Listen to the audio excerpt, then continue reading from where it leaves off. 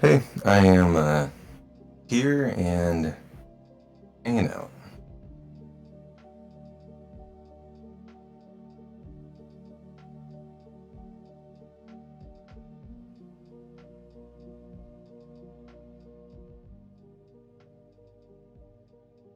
Are we still missing Zergu?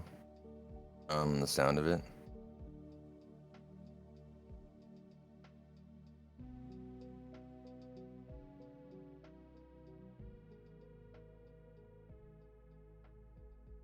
It looks like we are. Where is he?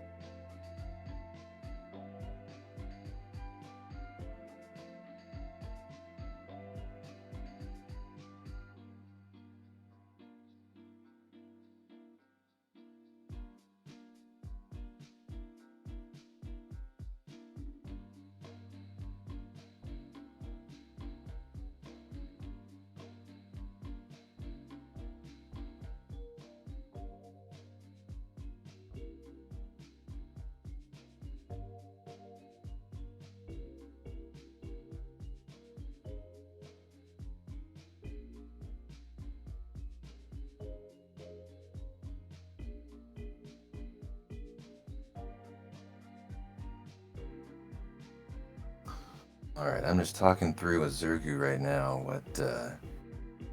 If we can make this work for him. He's on racetime.com, but he's not live yet, which is the more important feature. It looks like he's live. I'm He also appears to be hearing live an echo. through Twitch live Play on- Speedruns. He's live on TPS now.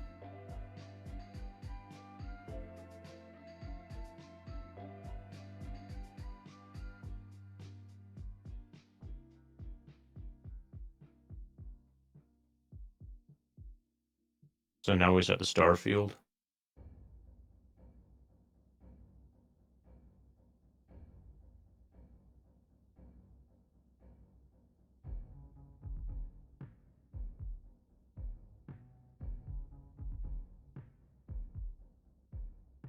All right, Zergo just seems like he's going to pause and like start up his game, but then pause the timer. I think. I don't know. Oh, okay. So he is. Oh, gotcha. He's already kicked off his start. He appears to have started at 9. I think he couldn't hook up to racetime.com, so he might have just began using time.gov. We're gonna have to. I mean, it is significantly like right now. It is like it's more than 120 seconds past 5, or so that's not what he's using. I think, but I don't know. Yeah, okay. So the other runners have started their timer on racetime.gov from what I'm seeing. Oh yeah, the timer has started. And Amy's there. Okay, so they all Alright. did start in sync. So we'll just have to retime Zergus in sync with them. We'll just start. Whatever. Hello everyone. Welcome to our 6-way race. Final Fantasy VII any percent PC. We're commentating this race. I guess we'll introduce ourselves. My name is Ace Zephyr. I'm a monetary dragon. And P-Town Rocks is apparently quiet. And I am P-Town Rocks. There he is. Anyway, first thing we're seeing here is the introduction of Final Fantasy VII. Most people, Zergu is a little bit desynced because we're having issues with him, but honestly, not too much to worry about. Still going to be pretty close. Still not really too much of an issue about him being desynced. I guess we can see what's going to be happening a bit earlier on his screen. Starting up, we are going to... So for Zergu, the opening cutscene is coming to an end. We have the first battle of the game, and afterwards we're going to be performing... I don't know if Zergu does it or not, but we're going to be performing something called Avalanche Skip, or a naming skip, where we skip a fairly lengthy cutscene at the beginning of the game. I believe Zergu does. I think he'll be doing naming skip, and if I'm not mistaken, I think he has learned the elevator manip too. Ooh. Yeah, that's one new development that we're going to be seeing many runners potentially going for. The fastest or most commonly used route in the game used to be going for the stairs to climb the Shinra Tower up to floor 59. However, more recent developments to our understanding of the elevator have made it so that we can more easily use the... Oh wait, actually, is Zerga doing a system clock manip? That might actually have something to do with why he's not able to connect to race time. He is using a system clock manip. Okay, that's good interesting. Call. I need to look into that for the future. There's Avalanche Skip. Yeah.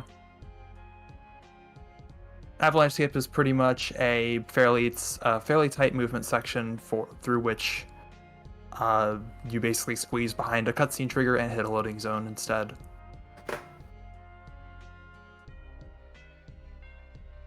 Yeah, this is that reminds me of when I was using my system clock manip and all of my OBS overlays would break due to it. So I think you're exactly right, Ace. We'll have to use a different method going forward to start all the runners.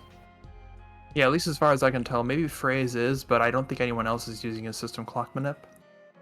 So the fact that Zergu is, and the fact that he's using a different system clock time is at least possibly why... So to explain to anybody who's not familiar, we have also relatively recently... Phrase not getting Avalanche Skip, but we've relatively recently figured out how to manipulate certain random number values within this game, and how they are related to what time you start the game at, basically, as in like the number, as in like sorry, the current time when you start the game determines some of the random values in the game, and so by changing what time your computer thinks it is, you can manipulate some of those random values to be in your favor. That's what Zergu did. Presumably he could have still gotten his system clock to work if he set his system clock earlier, then booted up the game, then set his system clock back to approximately now. Just a thought right now, that might have helped, but we'll know for the future. Or in theory, somebody could have figured, oh, so the race is starting on Saturday at noon, and worked around that. Yeah. That would be the much more laborious way of going about system clock manip, without knowing which second the race is actually going to start until it does.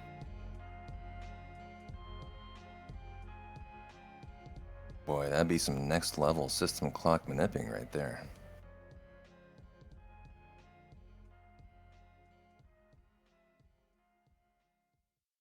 Anyway, Zergu is approaching Guard Scorpion. And if there is system clock manip in use with Zergu, then this Guard Scorpion fight is going to be quite interesting. If it is, we may thing- well see a crit out of this fight. Potentially a big shot crit limit or a braver crit, potentially, on Guard Scorpion. Is it even possible for Barrett at level 1 or level 2 or whatever he's at to do a crit? I don't even know.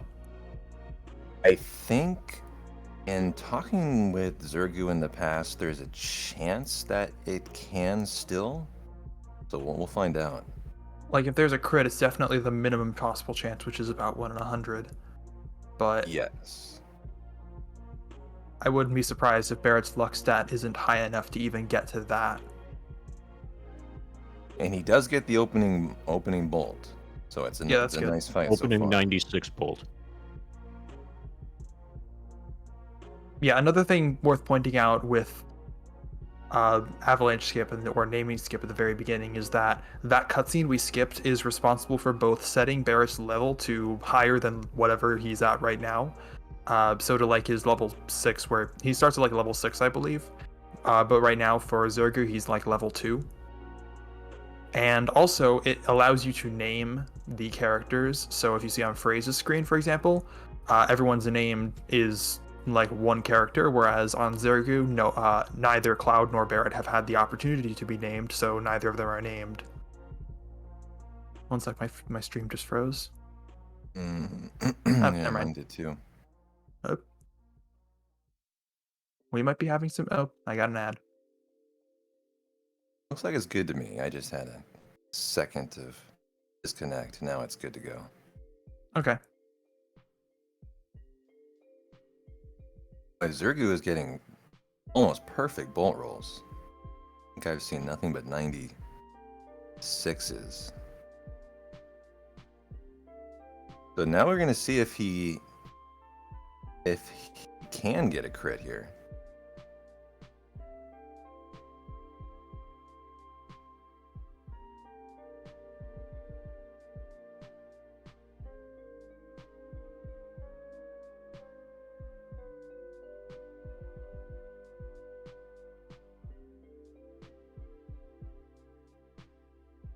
Is there a big shot?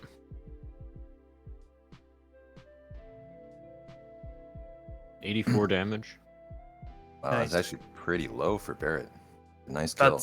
That is about what you would expect from a Barrett big shot, and I wouldn't be surprised if it isn't possible for there to be a crit. Well, it's enough to end the fight. Yeah, that's good. That's good enough. Everybody else now fighting Guard Scorpion. Seeing a lot of 94 rolls. Anyway, it seems like Matt Davis also did avalanche skip, but everyone else has not, so they'll be doing around 33 to 34 damage with Barrett as opposed to 25 or so. And their big shots will be doing more than 100 damage.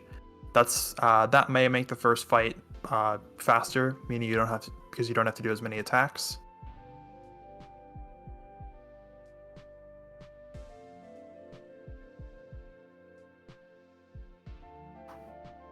In addition, throughout this run is not going to be very long, but throughout the run, it saves time to have characters have a shorter name. So that's why because text prints out about 6 characters per frame, as far as I'm aware, on the fastest text speed. It's complicated, but it's about 6 per frame. And the point is, more characters in someone's name means more text being printed means slower.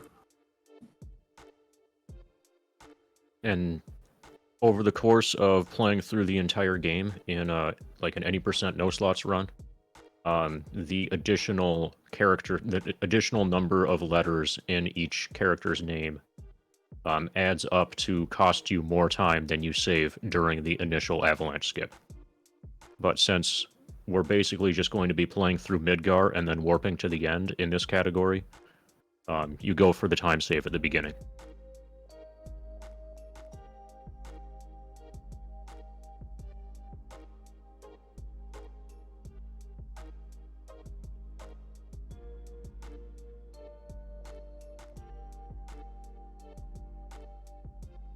Now, hopefully everybody is going to be able to make it out of the reactor before it explodes. They only have 10 minutes to do so.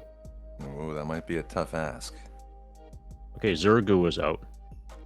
While they're doing so, they're going to be setting up to...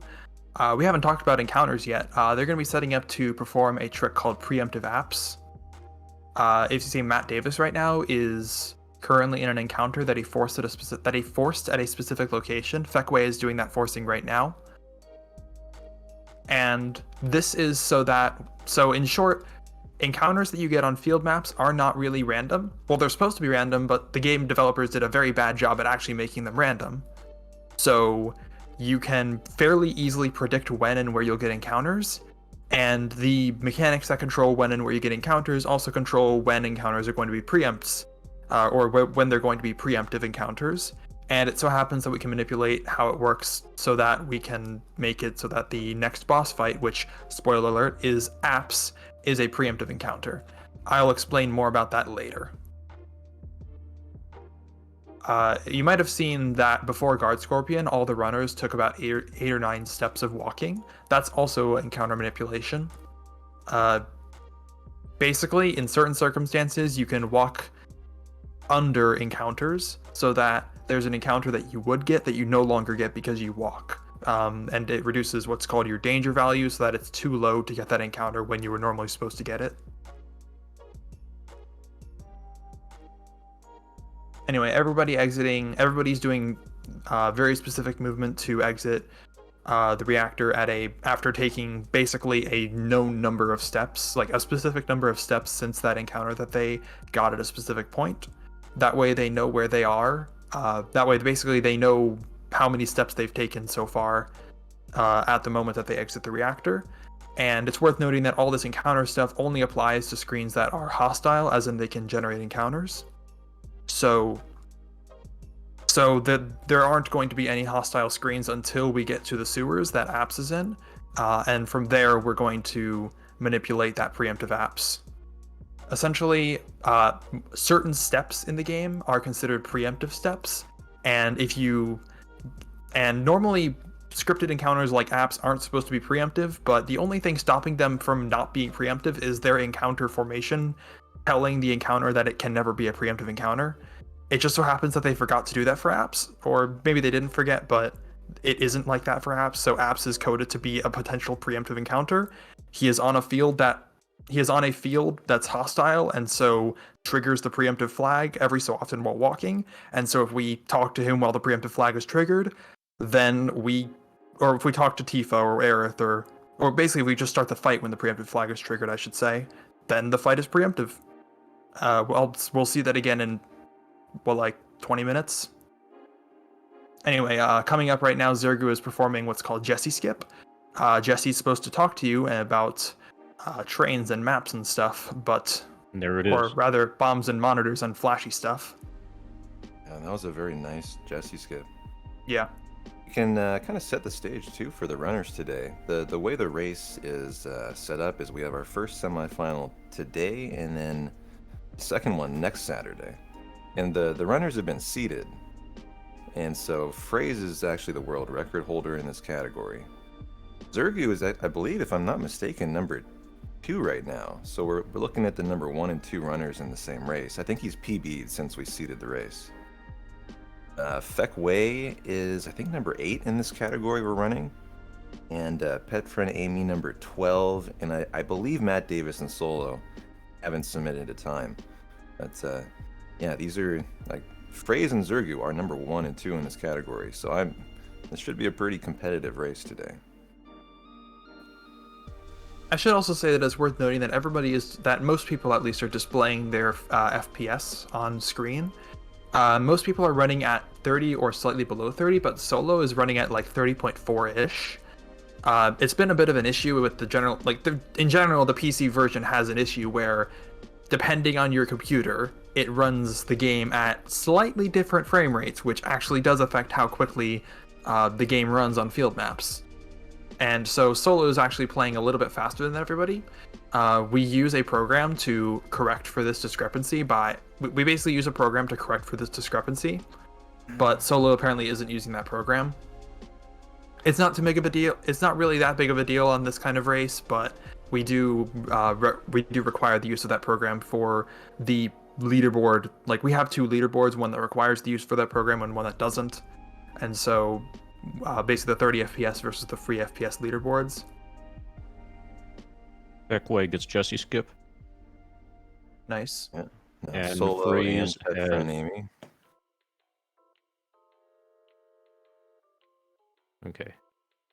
So if you're familiar with this category, you might be confused. If you're familiar with this category but haven't really watched any of this in, I don't know, like a few months, you might be confused as to why Zergu is going into 7th Heaven. Why would he not just go buy grenades and go do guard skip right now? Well, the reason is because he needs materia. You might be like, why isn't materia slow? Isn't the whole reason we don't go to 7th Heaven to not get materia? It's not slow anymore. I'll just say that it is not slow to get materia anymore, and we'll see why in about an hour. About an hour and 15 minutes or so. And that's the neat thing about this category, and why it's a great time to do a race for it right now, is there's a lot of change in the last year to the category. We had a calm skip that changes the bar here. Now you do it, I think, mainly for the gill, if I understand correctly, right? And then also the elevator manip. So there's a lot of really new things that I'm looking forward to seeing today. What do you do for the gill, you said? The main reason that any percent runners are doing the bar scene now, 7th Heaven, I believe. No, we do bar scene because because it unlocks the materia menu, and you don't have a way to equip chocobo lore, and therefore don't have a way to get a chocobo, which is necessary for calm skip without the materia menu. Ah, gotcha. The money is just a bonus. I'd be interested to see what runners are doing with the extra 1,500 gil now. I would assume extra grenades for the Extra grenades, which safety. is nice for the fact that we're doing the elevator now.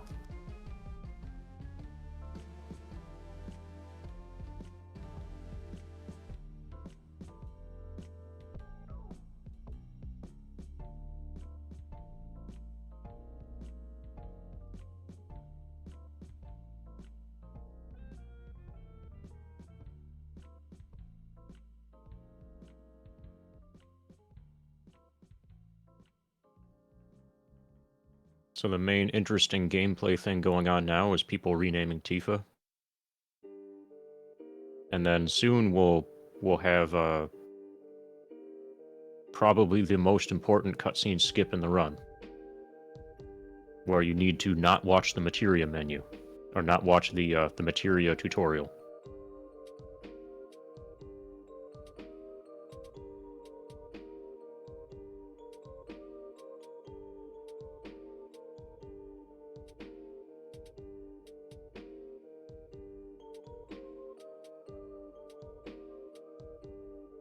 See different strategies being used for Tifa naming here. Some people going with the T, the shorter name, Fek Wei just going Going with Tifa. I guess speaking of names, because the runners that did naming skip never named Cloud, he still has the name ex-soldier from the beginning of the game. However, ex-soldier with the hyphen is actually 10 characters long, and so the whole 10 characters are stored in memory, and in fact, the game actually has room to store 12 characters for your name, or 11 characters plus a Terminator, so basically 11 characters. But as far as I'm aware, the text boxes only grab the first 9 characters because that's all that they're supposed to be normally. That's sort Which of means interesting. that Which means that for those, you'll see ex-soldi. yeah, you'll instead of see ex-soldier everywhere. The last R in ex-soldier rather is cut off, but only on text boxes. In battle, I believe it's still ex-soldier like normal because the battle Yeah. engine just grabs the full name.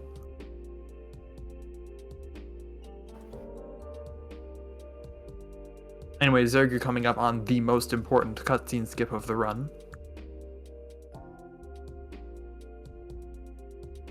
Cloud taps his foot and then choose bottom option. And he gets Perfect. it. You wouldn't understand. You wouldn't understand how big of a deal that cutscene skip is.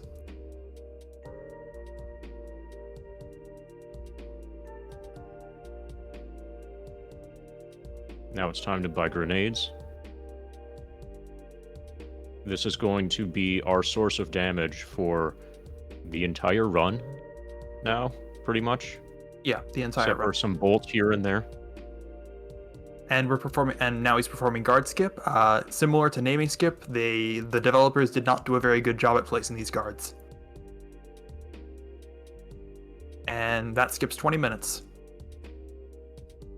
And now we're in Wall Market. Well, they did a pretty good job of placing the guards, just not good enough. Yeah, It took quite a long time for us to figure out how to get past them. that is true.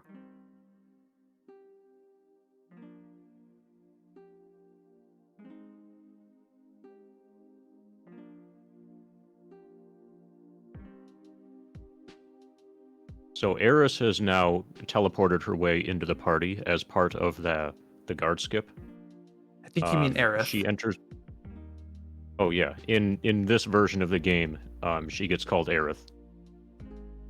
But she has teleported her way, or following this skip, she becomes Aerith.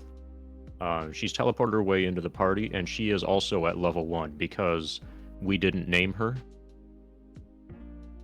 So she has her default name the same way that ex-soldier and Barrett have their default names. For the people who did Avalanche skip. And the other runners are coming up on Materia menu skip right now and guard skip. Yep.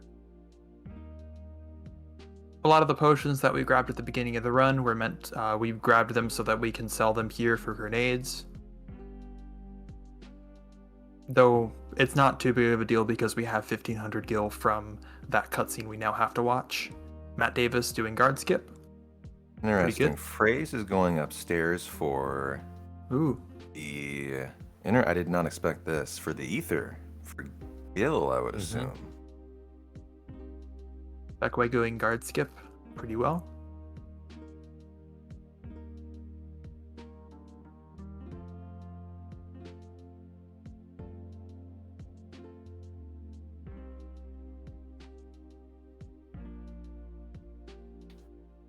Ray's also doing guard skip well. Guard skip is basically just a game of trying to get yourself into the correct position, the position being pretty precise.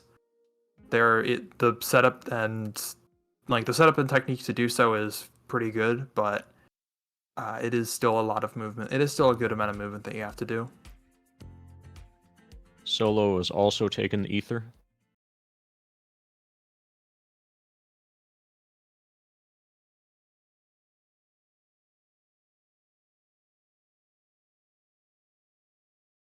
And everybody's past guard skip.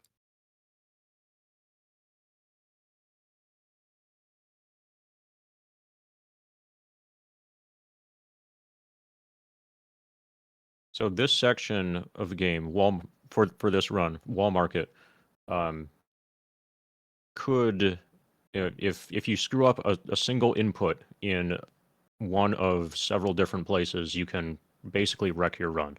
Um, Currently, the fastest way to get through the Don Corneo segment is to set up Cloud so that he has the best possible set of making him look like a girl equipment. The best dress, the best wig, the best tiara, and in order to get those things, the players are going to have to choose the correct dialogue options through a series of conversations. And it's the sort of thing that um, you get used to it and it becomes second nature. But every now and then, you can very easily, choose the wrong option, and that would kill somebody's run if it happened here. Speaking of getting all the things, Zergu as a part of that did bar skip, skip that can pretty easily soft lock if you mess up at some point, but he did it pretty flawlessly there. So in short, what you have to do for getting Cloud picked by Don Corneo, which is faster than the alternative of him not getting picked, is go to the restaurant, get some food, and choose the second option to say that it was all right. To get a coupon, which you then go and trade for a digestive, which you then bring to a person in the bar toilet, who will give you some sexy cologne, I believe. Yeah. You also get a diamond tiara by going to the inn and getting the thing for 200 gil. The protein drinks, whatever they're called. Bring that to the materia Protein shop drink owner. set. The protein drink set. Bring that to the materia shop owner, who gives you the diamond tiara. And you also have to do what Zergo is doing now and win the squats game. This is usually fairly easy to win, considering that you can buffer all of your inputs. In case you didn't know, you can buffer all your inputs in this game. At least in the squats game, I mean. And But the on occasion, alternative, if anyone loses or does On any of this occasion, you can incorrectly, tie with the enemy, which is Yes. effectively losing for the purposes of what we're trying to do in the speed run. you would not get the blonde wig.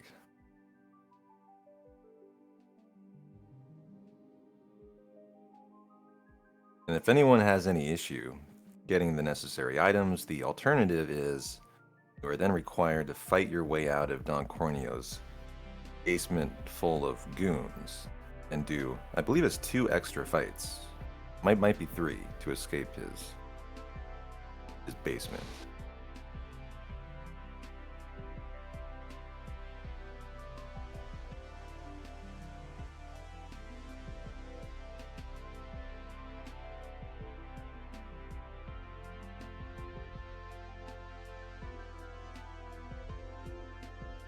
yeah, a lot of runners are going through bar skip right now.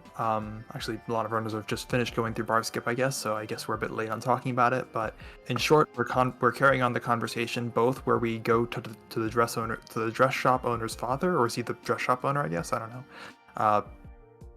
The guy who we need to make the dress for us, and also talking to the person in the toilet at the same time, and basically by the person in the toilets. The game doesn't prevent you from moving after talking to that person, but it does allow you to start moving after. It does allow you to start moving after you close its text box. So if you then go talk to somebody that prevents you from moving, then close the text box, then you're allowed to move again, and that way you can start talking to multiple people at once and breaking the game a little bit.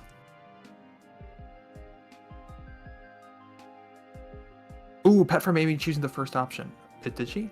Oh, No, I block. And That's she's not, soft think locked. she's soft locked. Yeah. that's not good. And now we have infinitely running Cloud. And then there were 5. Or maybe not. So that was the most dangerous part of Wall Market. Yeah. And it took down Pet Friend Amy. Looks like she's gonna restart.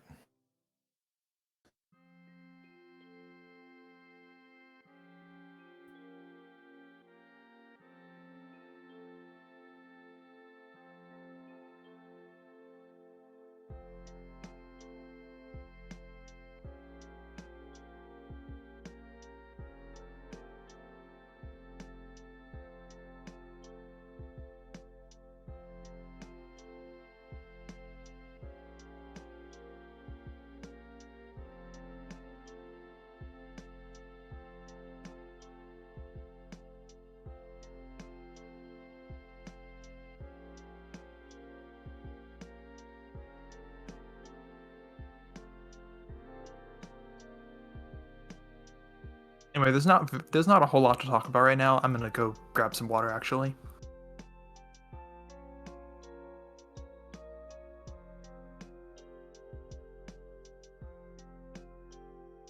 Solo just finished squats. Zergu is about to talk to Don Corneo. Yeah, so he is approaching what is going to be our first preemptive apps setup, I would assume. And this goes all the way Good at back desk to the corner. Reactor 1 steps that, and preemptive app setup that runners did is going to lead to a second preemptive setup for the apps fight that we're going to see. And this would be a situation where if someone was using a system clock manip, they potentially could have manipulated a braver crit on the apps fight. I kind of doubt we're going to see that today, though.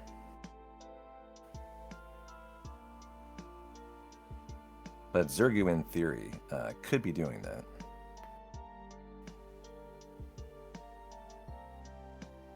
Yeah, that's a pretty rare event to have manipulated this far into a system clock manip string. Who's talking?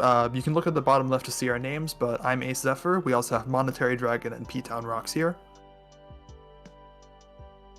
I know Zergu has used a system clock manip that goes all the way, I believe, up until Shinra headquarters. So I would not rule it out being a possibility. Yeah, good point. And so far, he's had a clean run.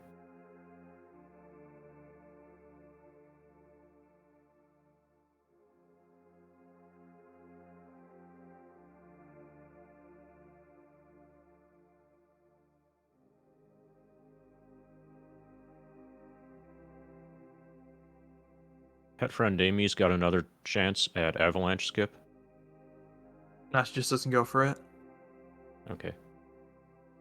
Anyway, Zerga's pretty soon going to be entering the sewers, where he'll be continuing the preemptive app setup that he had started before, earlier in the run, in Reactor 1. We know where we were in the encounter table when we left Reactor 1, as in we know how many steps we'd taken so far in the game. So we know how many steps that we have to take to get to the point in the encounter table that it will give us a preemptive fight, and so we do a movement setup to take exactly that much, basically just do exactly that much movement.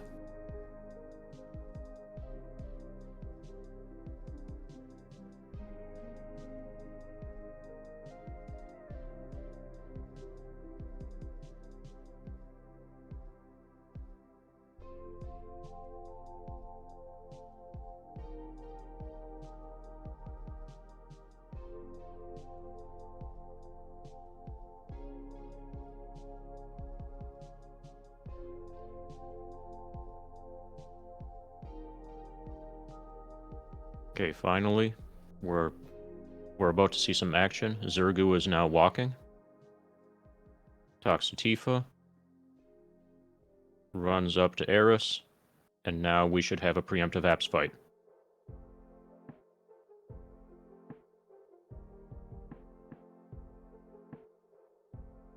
There we go. And when you look at that, he's facing the wrong way. So despite his visual model here, he is still considered facing backwards until he's hit by a physical attack. It also turns speed. So that was not a critical hit. So despite the ridiculously high damage, that was actually not a critical hit. A critical would do upwards of 900 damage.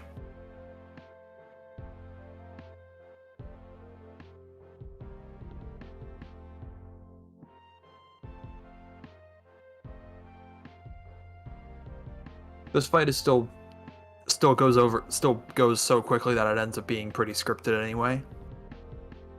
You just throw grenades until it dies, or maybe it doesn't die when you expect it to because you didn't do quite enough damage, in which case it's just a little bit slower. Yeah, grenades are extremely OP this early in the game. Why fight things when you can just blow them up?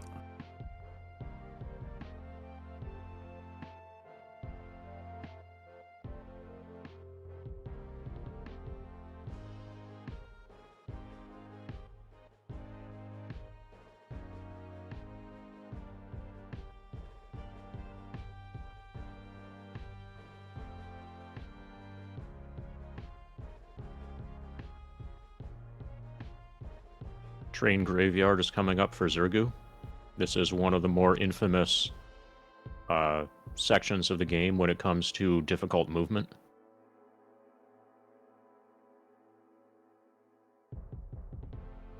Steal on Tifa. Yeah, so Zergu is doing this for a system clock manip, I believe. This was one that he and I used to use where he would equip Steel, and on, I believe, the second fight in the train graveyard, he will steal an ether while getting a fast escape from the fight. So I'm interested to see if he's still using this. And I believe he just does it for the gil. Everyone seems to be getting preemptive apps. That's good. So Zergu may, I believe the next fight he has is a fight containing a ghost enemy. And we may see a steal out of Aerith for a first time ether steal that you can get here. It doesn't, okay, the next fight after this one. Now that was Yep, the fight. there's the Ether Steel. Oh, there it is. Okay, so he's doing it with Tifa now. Presumably because Tifa has the highest ATB at the start. Yeah.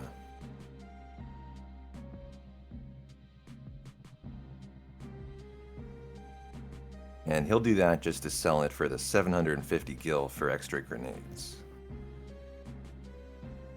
Yeah, I guess it's worth saying. I guess it's worth saying that the process of doing and of both routing and doing a system clock manip is still a very newly developed. Like system clock manips and just battle manips in general are still not that well understood, and are still very difficult because essentially every frame that progresses in a battle will change how the next battle is going to run.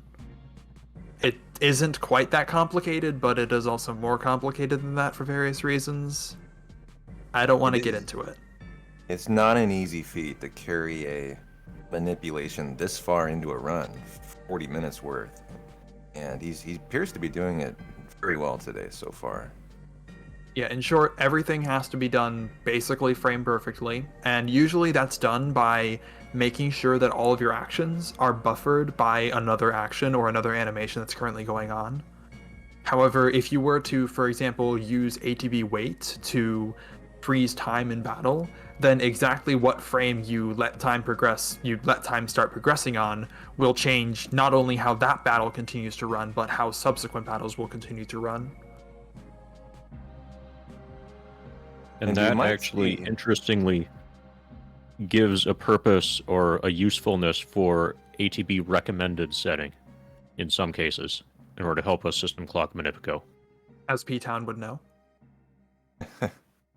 We'll probably see Zergu have a nice Reno fight, but I wouldn't expect the manipulation to carry much farther than that, because then you encounter the sample boss fight, which as far as I know, runners have been having a tough time dealing with carrying a manipulation through, because there's so many moving parts on the sample fight due to there being sample and then his three, not sure what you call them, but his three bugs that he comes with. I don't think runners are able to get through the sample fight. So then it's back to normal RNG.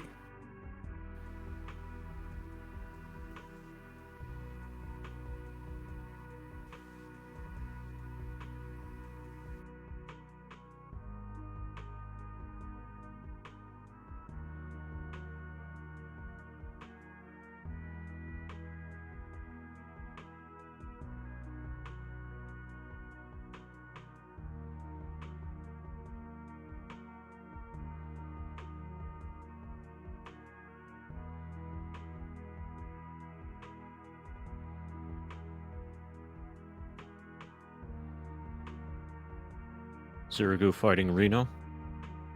This is apparently part of a system clock manip. And he does get a first turn grenade, which is He gets nice. a lot more than just a first turn grenade. 2 first turn grenades and a first turn cloud attack.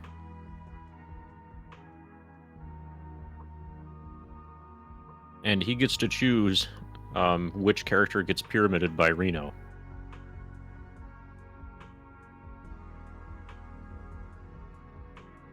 At least he knows which character is getting pyramided by Reno. It's not quite correct to say that he got to choose that, but he at least knows. It's part of the script. Sure. Oh yeah, Pet Friend coming out of Guard Scorpion at very low health and going through some fights where, for example, that gun attack did 11 damage and Barret had 7 health, so good for her that it hit Cloud. I mean, it doesn't really matter at this point if Barret dies, but I guess he might have some limit bar that we want to keep.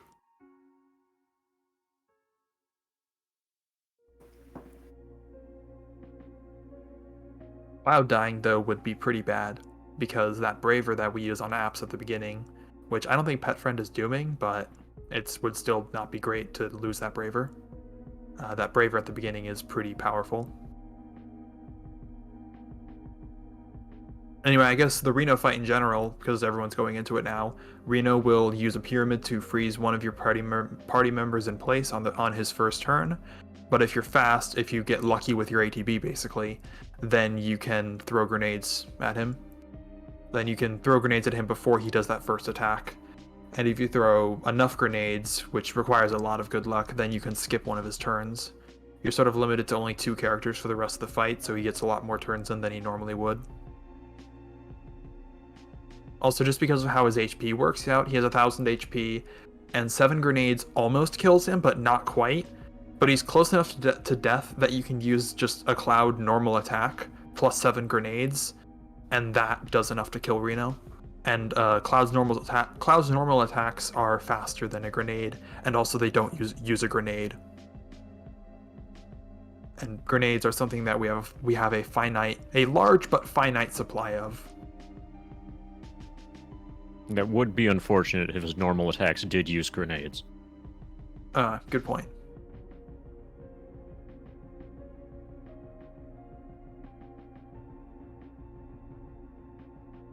Elemental Explosive.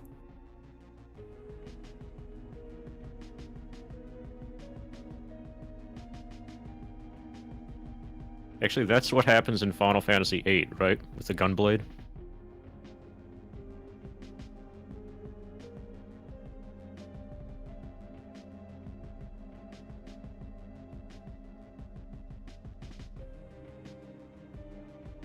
Welcome back, P-Town.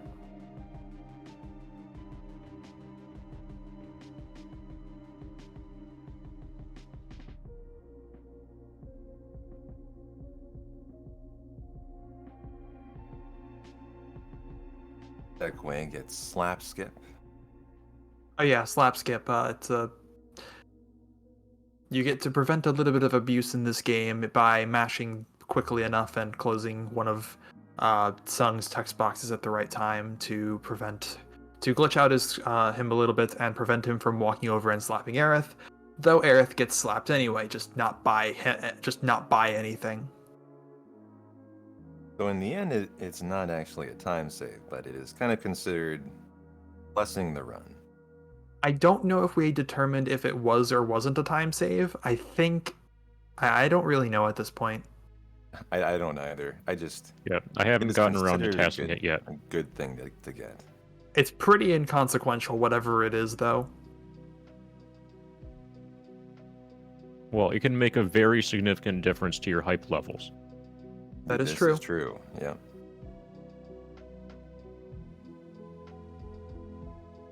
So, actually, no, I don't think. Yeah, no, everybody who would be doing elevator manip would be doing it via hard reset. But if you are on PlayStation, then we're currently in the process of developing a form of elevator manip that doesn't require a hard reset. So to essentially, to understand how, sorry, what am I saying? Elevator, essentially, to manipulate the Shinra elevator, which is highly desirable, you need to know and to have some control over what your current randomness, what the state of field map RNG, or the random number generator for the field map, is. And to do that, you need to understand where it currently is in its table, I guess. It's hard to explain, but we're currently developing ways to learn to better understand how to to figure out our current field map RNG state before we enter the elevator and to control it a little bit. I'm not 100% sure, but I think the runners in this race that I know have at least looked into elevator manip are Praise, Zergu, and Matt Davis. I believe all may be doing the elevator manip today, Yeah. or at least attempting it. I guess one of the big differences between this is not really in the context of the current run we're doing now, because we're going to be doing a PC exclusive glitch to beat the game a lot quicker than you could on a PlayStation game. But if you were to play this game on a PSX or versus, rather, if you were to do speedruns on PSX versus approximately equivalent speedruns on PC, then PC has the ability to do save and resets a lot quicker than on PSX. Because on PSX you have to actually physically turn off and turn on your console again in order to do a hard reset, in order to reset some of the values you might want to reset, like RNG, for example. That actually has fairly significant ramifications in what we consider to be worth doing or not doing in terms of certain manipulations. In this case, elevator manip, if we do it the way that we do it on PC here, would be significantly more costly, because you would have to actually spend a minute, basically about a minute, resetting and reloading your game. Whereas on PC, it's fairly quick to close and reopen your game. Near instant on PC, whereas on the console you have to wait through all sorts of loading screens, see the PlayStation logo, see the Squaresoft logo, things like that. In addition, and all of that adds up. In addition, usually... Oh, Feckway's doing some interesting walking. Anyway, it's... In addition to that, by doing a hard reset, you always go to a specific point in the randomness table, whereas if you are using in-game or, I guess, single segment versions of certain tricks, then you can only know where you are in the randomness table. You can't instantly jump to a certain point, at least not usually, with the arguable exception of extended final descent manipulation. But that's just because Cosmo Canyon is broken for reasons that I don't really want to get into right now. The point is that for elevator manip on PSX, even when it does become viable to use tools to use the field that is outside of Aerith's house to learn your current RNG state, it's still going to be very difficult to actually use, because you're going to only want to manipulate to a certain point in the RNG table that's close to where you are, and that's not always going to be the same point. So you're going to have to learn multiple, and you're going to have to learn a lot of different patterns to actually get through the elevator. That was a bit of a roundabout way of saying that it's more difficult just because you can't instantly jump to a known point. You just have to deal with what you currently have, which is fairly unknowable, though we're early enough in the game that it's probably going to be in a certain range. But actually, no, the squats will change that because of how stone works. Yeah, you're going to start up... It's going to be difficult for a variety of reasons. First of all, you're going to start out with a somewhat randomized RNG value, and it's going to be fairly difficult to figure out where you are to begin with. And then from there, you probably are going to want to adjust it some before you get into the elevator, so you have a favorable elevator entrance. And then once you're in the elevator, the way that you progress through the elevator is also going to vary depending on... It's like a series of exponentially more difficult, like, layer kind of things that get added. Oh yeah, but we haven't even been talking about how you actually manipulate the elevator, which is difficult. But Zerg is thankfully coming on up. PC, we can arrive with known RNG values, and then it's just performing the elevator manipulation itself. Yeah, performing the elevator manipulation itself has been hard enough that we haven't done it even on PC, where it's viable to reset for quite a while, until relatively recently, where it was even really considered to be viable, or where a method to reasonably do it at all was figured out. I believe runners like Phrase and maybe Zergu and Matt Davis as well, they require using a metronome to time their movements for at least part of the elevator manip. Yeah, the first button press, I don't know how it could be feasible at all to do without a metronome. And I've never looked into the manip yet, so I can't imagine the level of complexity involved here, but it's pretty amazing that okay, so yeah, Chef is saying they use a timer, not a metronome. Pretty amazing how intricate this is. Yeah, I don't really mean a metronome, I mean a timer, but a timer that uses a metronome-like system to alert you when a thing is going to happen. Hmm. I don't think that, in this case, the difference doesn't really matter that much. The difference is fairly irrelevant here. Anyway, my stream is buffering. I'm not sure if... Are we live still? Yeah, looks good on my end. Okay, it's not good It's on my okay end. I'm here. going to refresh.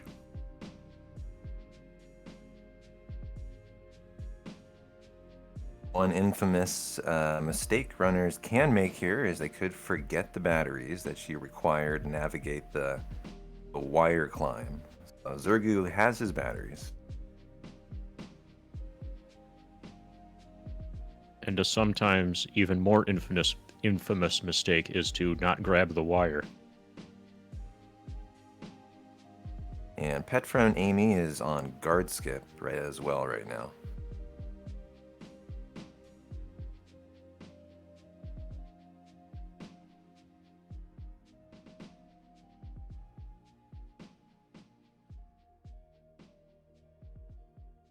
And there we go, she's through.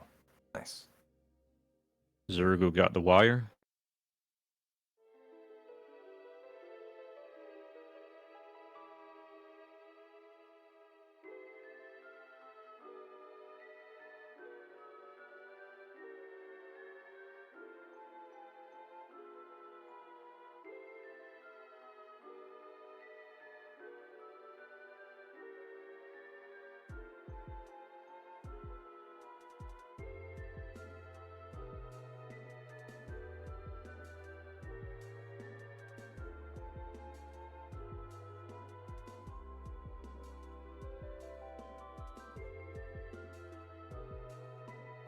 Alright, stream's back for me.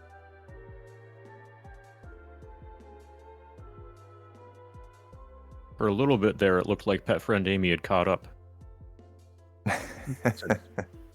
She's in Wall Market round 1, while other people were in Wall Market round 2. And so here is Zergu's potential attempt at using an elevator manip. We'll know if he does a hard reset at the save Yep, point he's doing here. it. I also want to say that doing elevator manip is also somewhat difficult for the step route because you have to ensure that you do not get an encounter between entering entering the Shinner building and going to the elevator. Because if you do get an encounter, you can't run away from it. Just because you have, I actually think it's actually a situation that's similar to the schizo fight, the schizo Yes. the schizo glitch, where an inescapable fight happens, but then the game forgets to disable the inescapable fight flag. Mm-hmm. I kind of wonder if running out and running back in here would reset that and make it so that you could run away from fights while going to It the should, elevator. yes. Yeah. Praise and Matt Davis are at the wire grab here. You can use a Zergu visual got a cue. grenade drop. Yeah.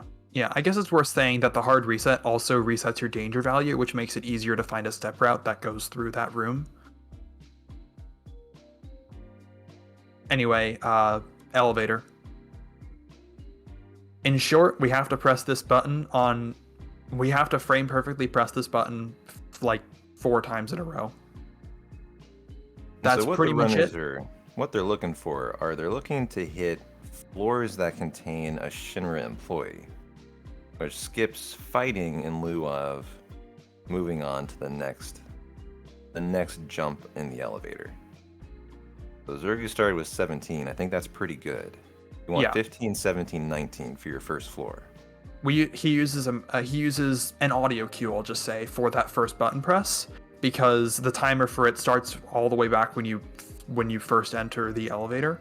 He actually held triangle when entering the elevator so that he could close the menu and start the timer at the same time, just to have an easy cue for that. Anyway, this next one's going to be frame perfect and is going to use menus to advance one frame at a time. 29, that is the floor. In short, if the two digits of the floor number add up to 11, so 29, 38, 47, or 56, then it's a guy. And so he got it. So there we go. First floor. 38. Successful. He got it. Nice. 38. 2 for 2. And so the goal is just to chain these back to back.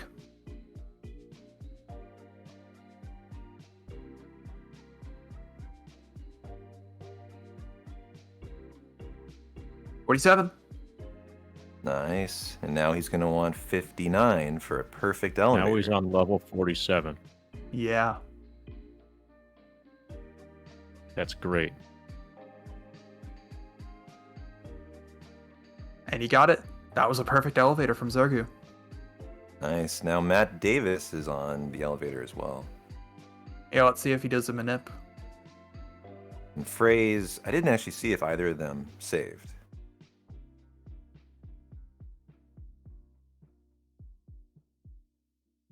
Because it is arguably viable to do the elevator without a manip if you have enough grenades, which you can get in this route now. Phrase did a menu buffer there, so he must be doing the manip.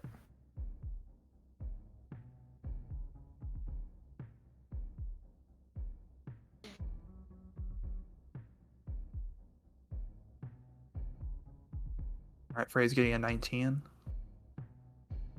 Fekwe getting a 17. Those are all good for the manip.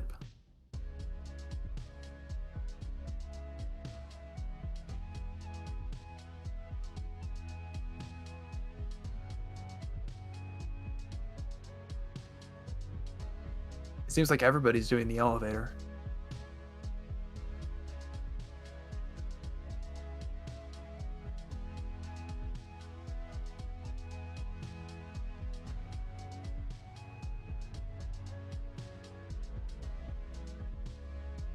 Nice, and that's 29. So Phrase got the first floor, first jump. And now he's looking for 38.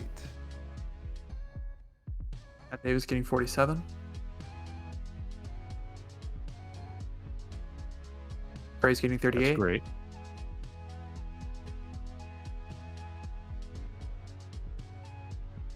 Matt Davis completes the elevator manip.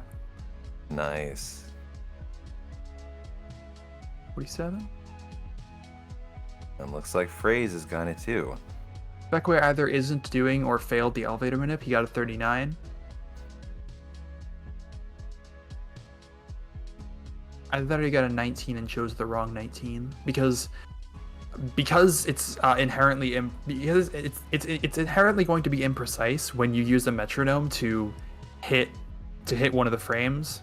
It's not going to be precise down to the level of one frame, but it turns out that actually doesn't really matter so much because all we need to do for the first button press is hit the button and know what frame we hit the button on, because it turns out it's not possible to get an employee from the first button from the first button press, so we don't need to manipulate one. And so we just choose a range that has a bunch of different values that are all pretty good. So in this case we have a range that goes like 19, 15, 17, 19, I think. And so if you know what floor you got, then you know what frame you got. Well, there's the 19s and the fact there's two of them, and each of the different 19s has and both the different 19s have a different manipulation that you have to do from them.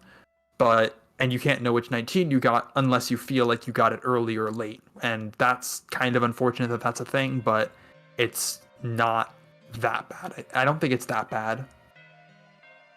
Now, Feck and Matt Davis and Phrase are all up to another really important part. They're doing the mini game with the guards. And if you get caught on this, you will most likely lose up to a minute and extra grenades because you have to do an extra fight. We'll see if everyone makes it through unscathed here.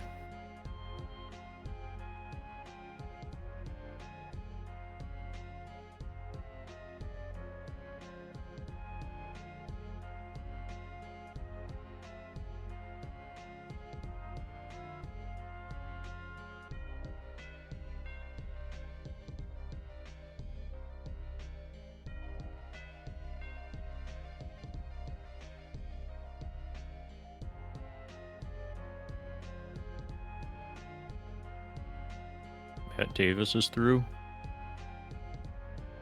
Phrase is almost done.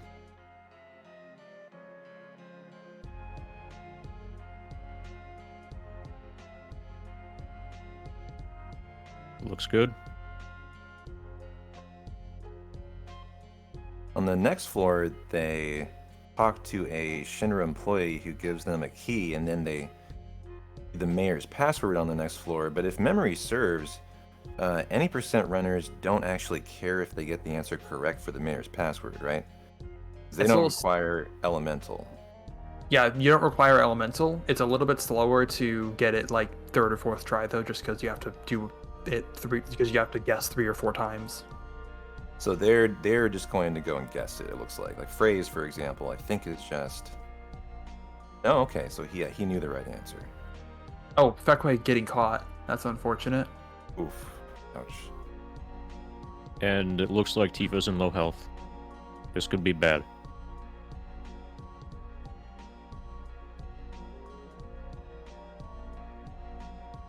Yeah, usually to get the mayor's password, I assume that it's probably worth just opening the menu to check your IGT, because in case you didn't know, the mayor's password, the 4 options it could be are determined by the current in-game time and not actually by like actual randomness.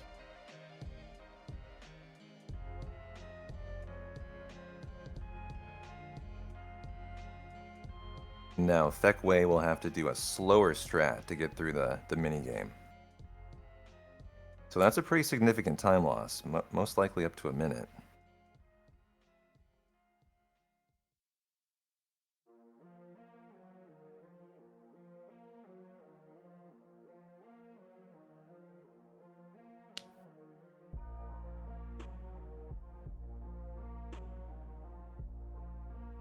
You might see some different strategies in the Midgar Parts minigame that Matt Davis, Phrase, Theckway, and Zergu are all on now. You have to get a specific chest first, and it allows you then to get all the other chests in any order that you want. As long as you get the one in the top left room that's in the bottom of the room first, you can do these in any order after that.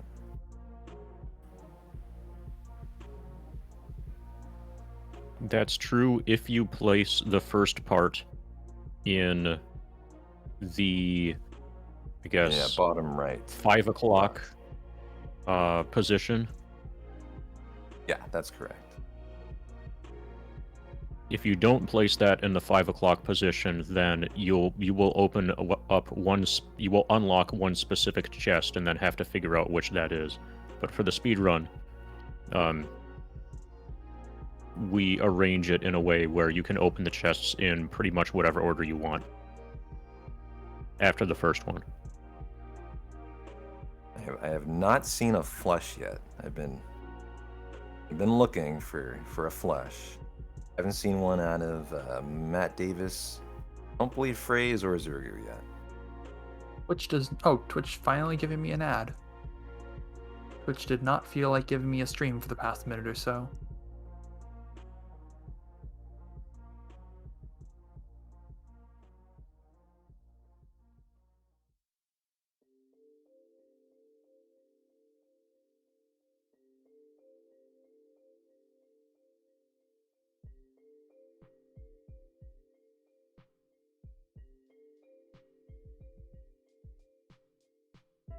Solo doing the last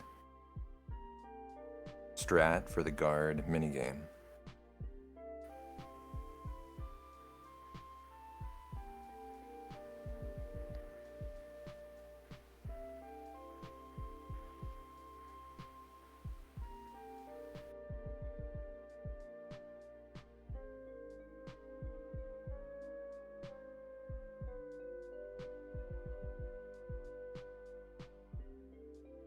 Amy is just I think doing the apps fight, but did not get a preemptive setup. Yeah, she didn't really do preemptive apps, I'm pretty sure, because she got some unwanted. I think she got an encounter in the last room of Reactor 1, which wouldn't itself. It would be affected by not doing preemptive apps, not really affect really affect whether you get preemptive apps or not, but like all setups that do preemptive apps also make it so that you walk so that you don't get encounters. So it'd be really weird if you intentionally got extra encounters there. So yeah, we're seeing a non-preemptive fight, including the relatively rare lick attack, which, yeah, I guess apps is into Tifa is that. now sad.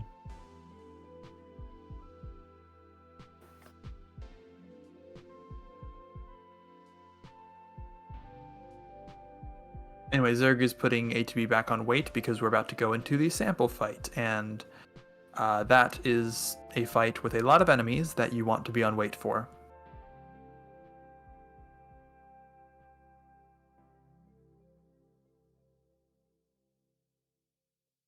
I would A lot of the imagine fight. we'll see. Go ahead, Ace. Sorry, yeah, a lot of the fights in the beginning of the game, it doesn't really matter if you're on wait or active. So we put it on active so that you can run away from random encounters. Without you don't have to go back to wait for those fights that it doesn't really matter for, so you just keep it on active so that you can run away from random encounters easier. But this fight is pretty important you have it on wait because if you don't have it on wait, then all of the enemies will be constantly gaining ATB during all of the attacks that are going on, and yeah, you don't really want that.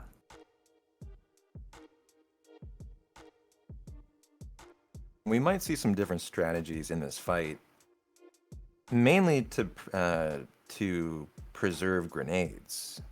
You might see runners. You can fire with red to save grenades. You certainly can use limits from Barrett and Cloud. And you can also choose to keep Tifa or Barrett in your party, although I would imagine most runners probably interested to see, but I would imagine most runners probably keep Barrett because it's faster. Yeah, you don't have to select anything there, and it really does not Yeah. matter at all whether Barrett or Tifa are in your party. You can just mash through that screen. It'd only matter if Barrett, but not Tifa, is at low health, and in this case, Zergus is kind of okay. Now is at pretty low health. Oh, Barrett But- is looking risky here. Oh wow, the triple Nice miss. miss. Mm. You actually want poison to hit everybody in this fight, so that Sample never does that poison attack again because it's slow and does not give anybody a limit. I mean, primarily here it's just slow.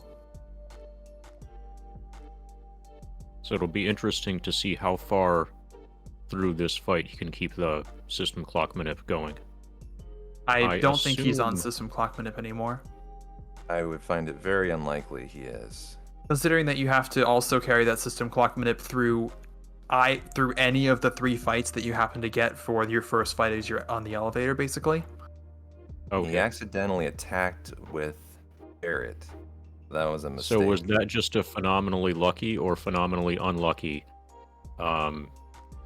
shady breath that missed everybody? That was a phenomenally unlucky shady breath that missed everybody. That was a coincidence, not manipulated. Because that would have been fine if the fight were manipulated in such a way that another shady breath weren't able to happen later. Yeah, unfortunately, because you use ATB weight, it's pretty impossible to actually manipulate that fight. Which actually sucked for an old route idea we had, because we used to think that before Calm Skip, it might be viable to kill one enemy. I forget which enemy, but it was an enemy. I think a brain pod actually, for a deadly waste drop, and that would be used to poison Materia Keeper and kill it with lucky 7s, which would have been a potentially slightly faster way before Calm Skip was discovered to not have to redo parts of the flashback and be able to get to the world map easier.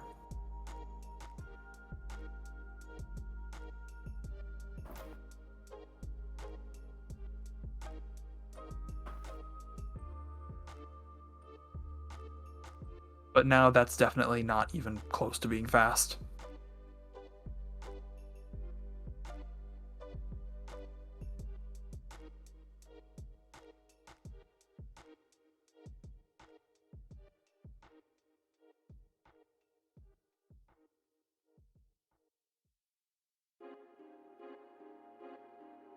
Yeah, the Praise sample is fight- through Go ahead. Sample. Race has made it through sample. Back away about to fight sample. Yeah, the sample fight is pretty simple. You just throw grenades at the main body. The problem is that you have to throw grenades at the main body, and the game will forget that you've selected the main body in between attacks, and so it'll just reselect the first default target, which happens to be basically the farthest thing away from the main body, the rightmost thingy. And so you have to press left like twice and then up once to actually target the main body or something. This fight is probably the major reason why you'll want to have camera angle at fixed. Oh yeah. So that you have a consistent pattern of inputs to get from the enemy that you're targeting over to the main body. Also another good reason to have ATB on wait, because if it weren't on wait, then time would be flowing and your enemies would be gaining ATB during all the time that you have to change between selecting your default target to selecting the main body. I also noticed on that sample fight, Zergu, I believe, did not use the Braver that Cloud had. He must have made a conscious decision to save it for the upcoming Rufus fight, which can be pretty useful. If Rufus goes first, you can use limit priority to kill his dog Dark Nation. Yeah. He might have saved it intentionally for that. Yeah, I can see that. I was going to say especially with Elevator, but he only did 2 extra fights as a result of Elevator, so I don't know.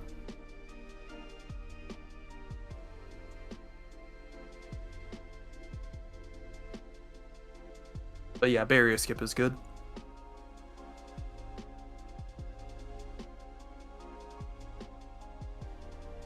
Speaking of skip, Zergu may or may not be going for a very minor skip here, which allows you to end this section very slightly earlier, but it's basically...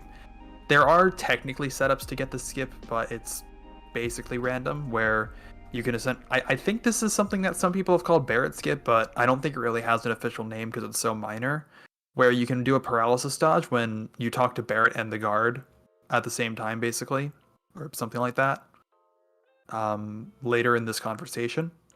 And that allows you to talk to the girls a little bit quicker and exit this part.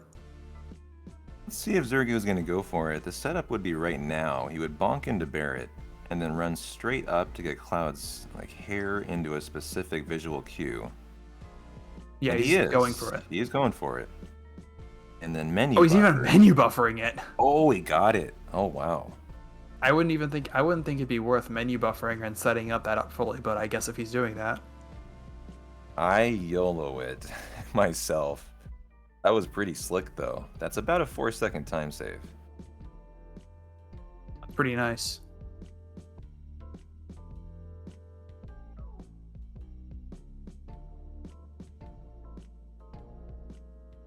Now, we'll see if Fraze and Matt Davis go for it.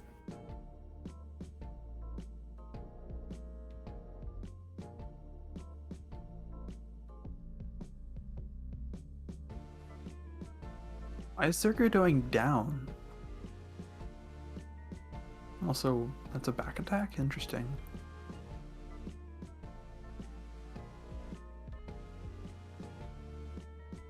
Oof, and a really lengthy escape. He may not have taken it off of weight. No, I think he did take it off of weight, but that was just unlucky. Down. I haven't seen anyone go down on that screen in a long time. That kind of messed with me, actually. I thought it was faster to go up. Maybe I'm mistaken on that. I don't know.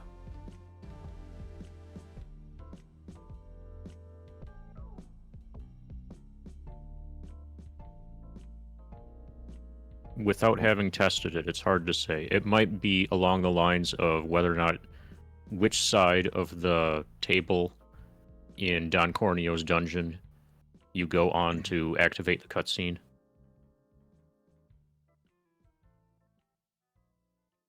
So Fraze is opting to go straight to Barrett, so he's not attempting the paralysis dodge.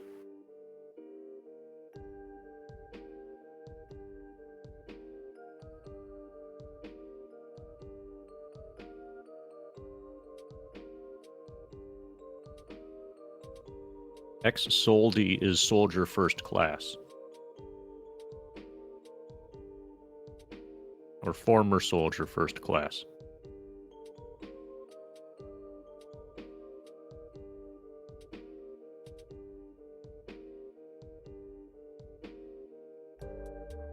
Interesting. So it looked like Phrase and Zergu got different fights right there. Zergu's was a back attack. Phrase was a either it was normal or a preempt. I did forget. Phrases was a preempt, but that was the fight before. Okay. So gotcha. the fight that, so you're gonna want to check the fight that Phrase gets after this cutscene because Zergu's quite a bit further behind on steps for whatever reason than Phrase is. But I mean, like at this point, steps don't really matter.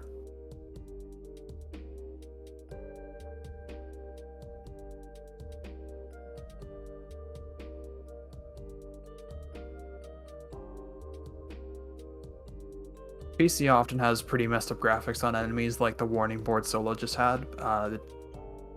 It tried to say leave it once, and it only got halfway there. Or, yeah. It tried to put a hand up, but it really only got halfway there.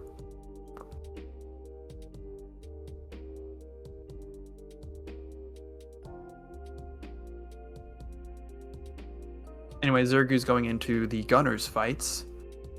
The first one is pretty simple, the second one is pretty annoying. Or at least can be pretty annoying.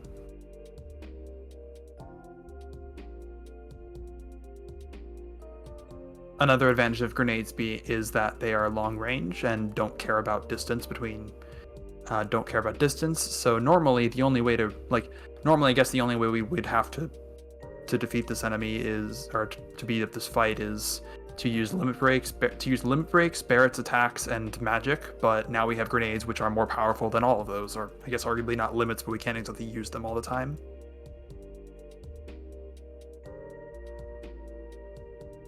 The game is meant to get you to appreciate that magic is long range and that Barrett has a long ranged weapon here. And we make the game appreciate that we bought a big stack of grenades.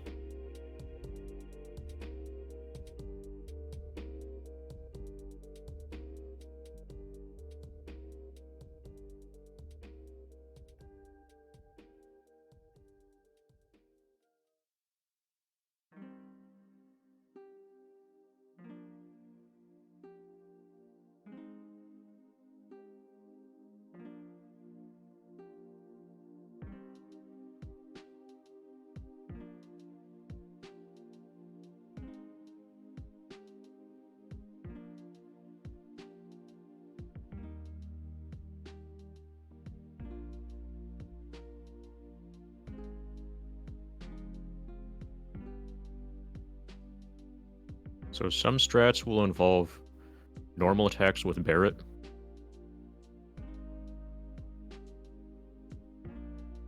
I don't really think that there's, doing normal attacks with Barrett here would save grenades. And we're not tight enough on grenades at all for that to be worth it. If we were that tight on grenades, then it'd be more worth it to move Bolt over, I think. Oh, Red died. Red is dead. And Air is sleeping. See, that's why this part of the fight can be annoying. And she actually might be in danger now. Okay, she woke up. Might not be a bad idea to use... Oh, never mind, he's dead. I'm gonna say it might not actually be a bad idea to use Healing Wind in that scenario. Speaking of Healing Wind, Phrase is doing one.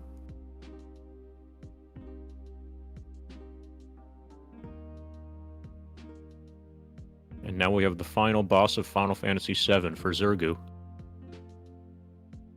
PC any % version. I thought Zergu does not have a limit here. I don't know if... And we get the laugh. Yes, it's very funny. Thank you. He's laughing that we don't have a limit here. 146. Nice. Okay. Good damage roll. That dog is 140 health, and our grenades can do anywhere from 138 to 146 damage. Anyway, I think we just got crit, and we got a limit from that. But we have so many grenades that it's probably not worth using.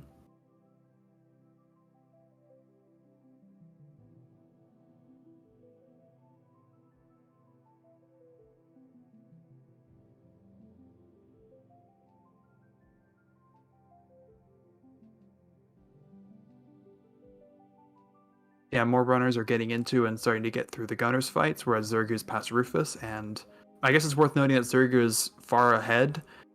He is playing really well, but it's also because he started early because he had some trouble getting the website timer that we're using to work, unfortunately. So he is sort of artificially ahead of everybody else by a bit. By about like 40 seconds, I think.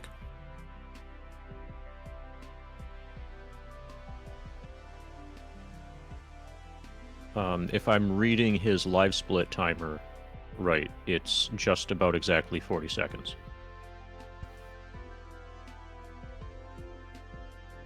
Yeah, his Rufus split is an hour 20 and something in the teens, so we can compare them.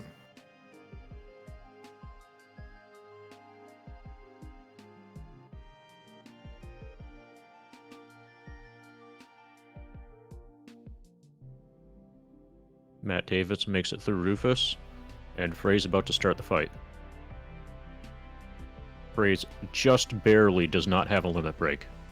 Now he has it. 138 And we hit a 138 damage. roll. Of Ooh. course. Ouch.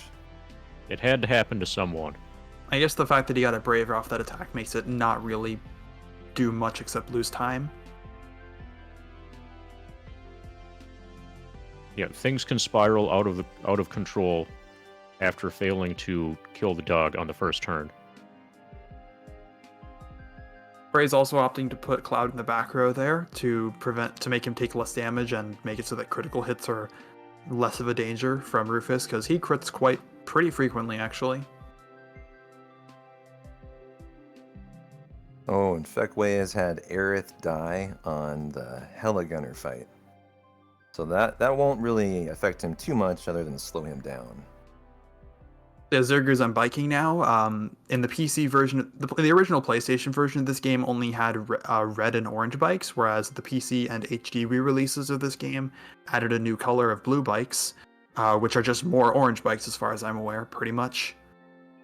And this section can pretty easily be cheesed by abusing the fact that the red bikes try and stay away from your sword, including staying behind your sword if you're currently swinging it. So if you just keep swinging your sword, they stay behind you and don't really bother you. The unfortunate thing is that on the PC version, they also removed the ability, like on PSX, if you just hold down a button for swinging a sword, they'll just keep swinging, but if you on PC and HD, you have to actually press the button over and over again.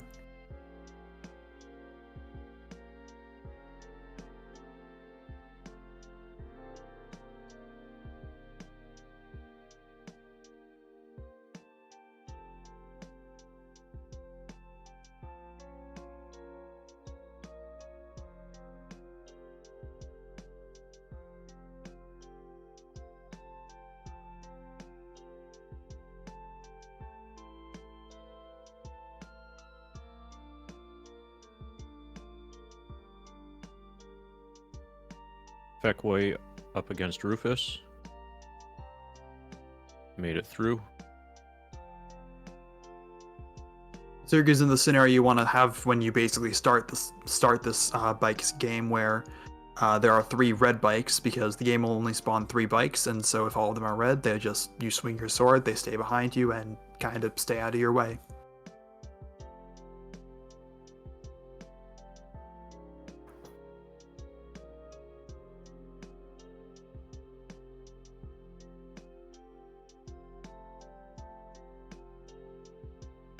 Now we're coming up with the Motorball. Motorball is a very scripted but potentially very dangerous fight. It's not really dangerous except if he crits you, and that can happen. I mean, it's not automatically dangerous if you get crit, but he also can do double attacks, and a double attack plus a crit can do a lot of damage, though Zergu's put himself in the front row to actually reduce damage this time because this is a back attack, so all the rows are flipped, so he's effectively in the back row. Cloud is using Bolt on this fight because it does a lot more damage, and we want damage done quickly in as few turns as possible. So the fact that Bolt has a longer animation than throwing a grenade is not as bad on this fight because we want to do damage in fewer turns, not necessarily in fewer attack, not necessarily in less time, I guess I should say. Well, the fewer turns means fewer turns for the boss, Yeah, we want to and his attacks take a lot of time. both Like that, this, and we want this to fire attack. both that, and we For want to example. lower his HP within a certain number of turns before he gets to a certain point in his AI script. So yeah, he does 2 turns of attacking, then he does a fire attack, twin burner, then he hits the party, waits a turn, I think. No, I think he's waiting a turn. No, he's gonna hit the party. No, he waits a turn, then hits the party, then I don't know. He's gonna hit the party eventually. There he goes. Then he's gonna stand up, and we want him to be dead after he's pretty soon after he stands up. So interestingly, we actually don't want to kill him too quickly because if he's dead, because if we do too much damage, then we actually force him to stand up early and enter a counter-attack mode where he just does twin burner on the party, I think. And that is both damaging, risky, and slow. And we're approaching the part of the run I'm the most excited for. We might actually see some runners use a in-game time manipulation or encounters on the way from Midgar to the Chocobo Ranch. And then we also might see them use an in-game time manipulation to get the Chocobo fight and then do Calm Skip. So we have a lot of potentially kind of neat actions coming up here by the runners. Amy might actually be doing elevator manip. Oh, that's true. Yeah. I believe, I actually don't know, but she's doing elevator. Anyway, Zerg's doing Barret skip right now. It's a paralysis dodge when you leave Midgar to talk to Barret and hit the exit trigger at the same time. You got it. And by navigating to a certain part of the conversation with Barret, you gain movement so that you can exit through the trigger. Oh, Zerg getting a really quick encounter on the world map there. World map encounters, unlike field map encounters, are less easy to manipulate. They are manipulatable, but it's difficult, and basically, for the purposes of this run, they are not really that manipulated. Why is he? Oh, he's saving right next to Calm for some reason. That's objectionable, but he's running out to do an IGT manip. Okay, that works. Interesting. Okay, that makes sense.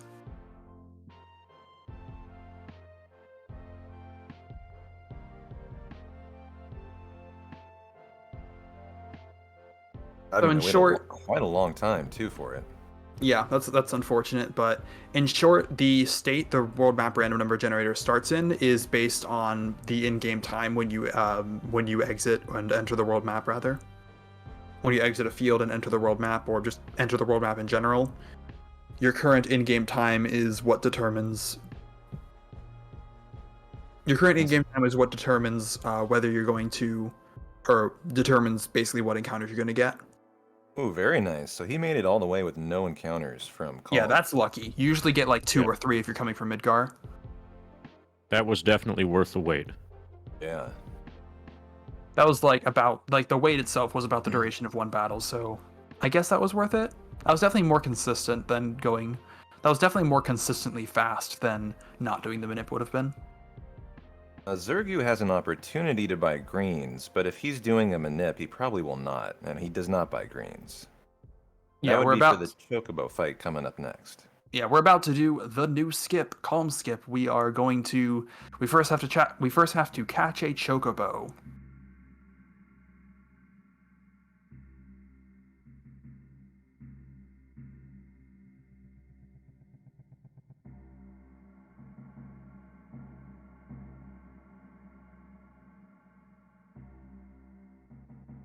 Phrase opting to save at a much different place. Sort of interesting movement Zergo's doing here, but it should work.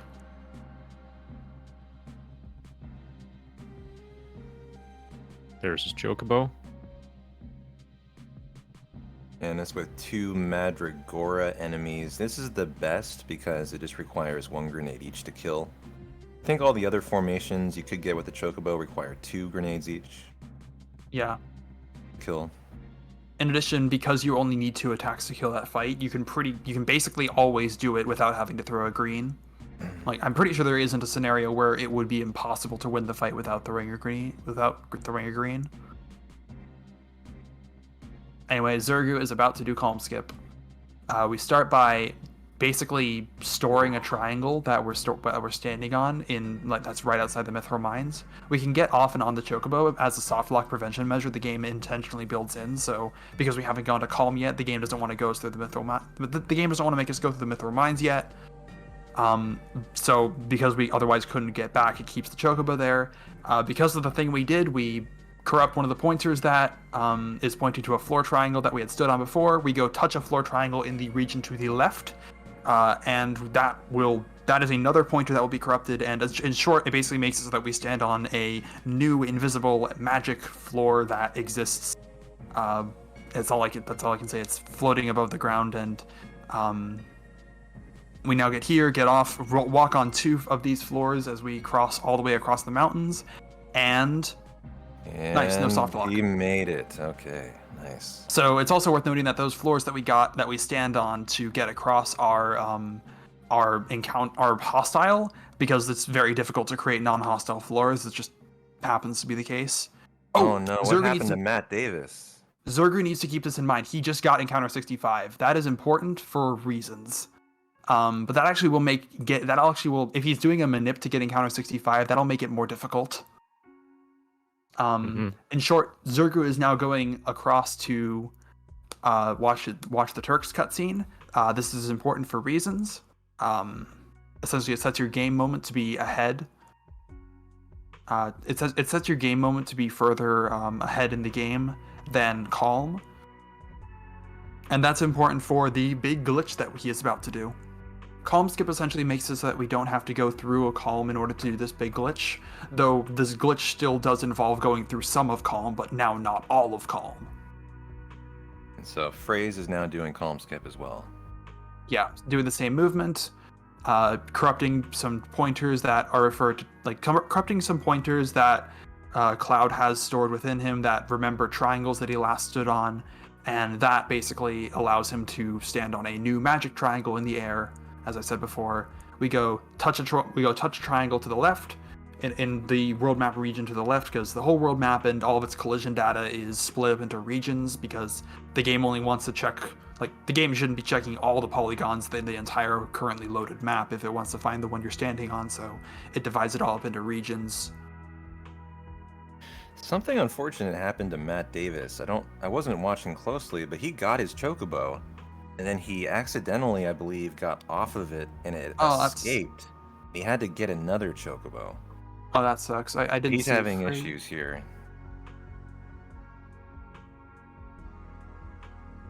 Okay, Phrase got through the mountain. He got an encounter pretty early. Interestingly enough, he was actually still on that glitched ground. That's not it.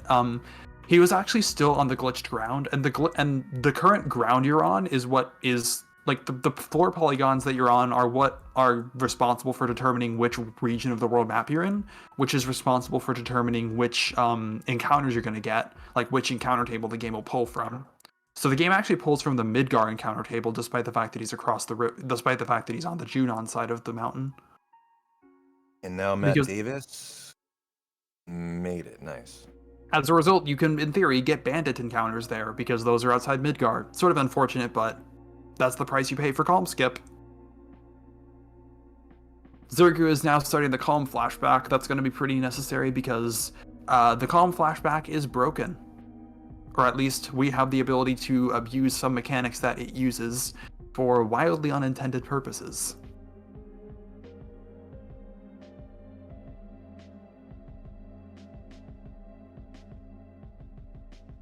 And Feckway now on to Calm Skip. Yeah, Feckway did his first glitch and is now going to went to store his first triangle, sorry, went to store a second triangle, I should say, and is now doing the second heap manip to corrupt both triangle pointers so that he can walk all the way across. Now, it's worth noting that all of these calm skip attempts have had about a 10% soft lock chance because the time it takes, like the distance that you have to travel to go from the Chocobo to, fortunately, Feckway got it, all the way across the mountain, is all on hostile ground. And if you were to get an encounter in the middle of the mountain, then the game, then you'll enter the battle mode. Oh, Feckway also got encounter 65.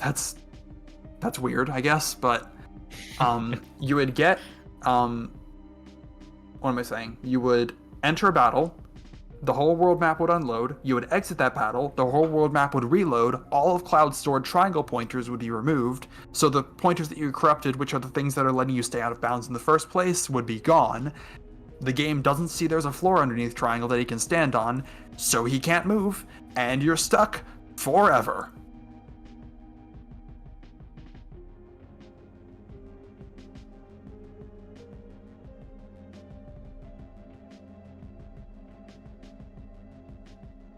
Zergu having a really nice run Unfortunately, today. we don't have any way to prevent that. We don't have any ways to way actually- to. We actually sort of do have ways not to prevent, but to sort of reduce the chance of soft locking, but they all cost Well, we quite a can't bit of bring it time. to 0% yet. In theory, you could get it to 0% at the cost of a lot of time, but to do that, that would probably not be worth it. You would just accept the rare soft lock chance. P-Town knows that you can do a certain number of menu buffers in order to basically push the encounters that you would get forwards out of the mountain, but that costs a lot of time because you have to do a lot of menu buffers.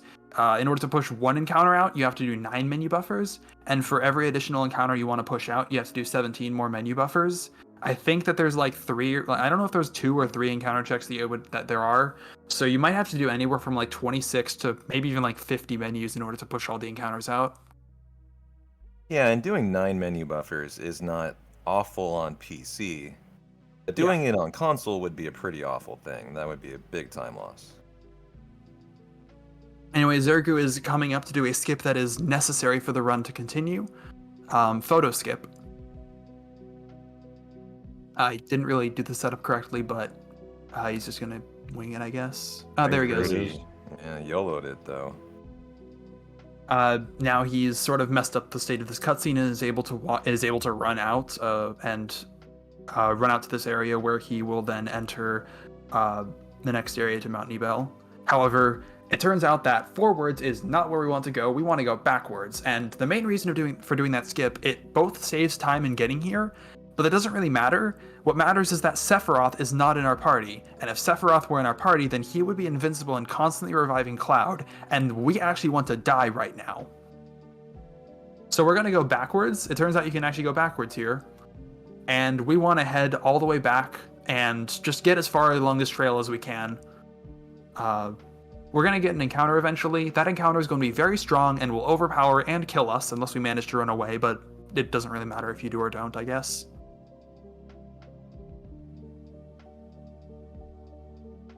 Actually, yeah, Zergu's just going to let this encounter kill him, which probably is better. Unfortunate miss.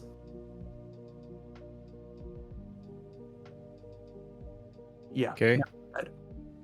And this is the first of several parts of the wrong warp glitch that we're going to be using to beat the game in the next couple of minutes. You'll see what we do. Anyway, as a result of some interactions with some battle mode flags that basically prevent the game from... that basically make it so that when you exit a battle, the game goes directly from the battle to the field map that you're on, as opposed to battle, then menu screen that you get your level ups and stuff on to field map. Because of that skip from battle to field directly, and the fact that we're getting a world map battle with that battle flag still set technically because we died while it was set and the game didn't clear it. Oh, did something happen to Matt Davis? Matt Davis says he soft locked. Oh, that's unfortunate. Anyway, because of that, the game will remember the field that we're on and transition us directly back to that field instead of directly... the game will transition us directly back to that field, I guess. But field. Oh, that's bad. That's Okay. bad. Oh, he saved over his calm save. That's not good. Okay. Yeah, that's terrible. Yeah, you kind of need to load that save. You kind of need to have that save to load that's outside of calm. Normally we put that calm save on slot 2 and the save that we have outside of the Mithril Mines on slot 1. Both of them are very important to have. But I guess he forgot or messed up a little bit, so that's unfortunate. There really isn't any recovering from that. Anyway, Zergu is now on the world map and is going to die. And something sort of special happens about this fight on the world map is that we can actually sort of manipulate where we're going to be warping to, because we're not going to a field map. We're actually going to be returning to we're not returning to a field map because we didn't die on a field map. I don't really know what would happen if you were to get a fight and win right now, but the important thing that we want to do is actually change where we're going to be going. And it turns out that the battle ID that we get right here is going to be stored. Oh, that's not what he meant. That's not what he wanted. I think Zergu didn't realize he got the encounter 65 before, and he got bumped.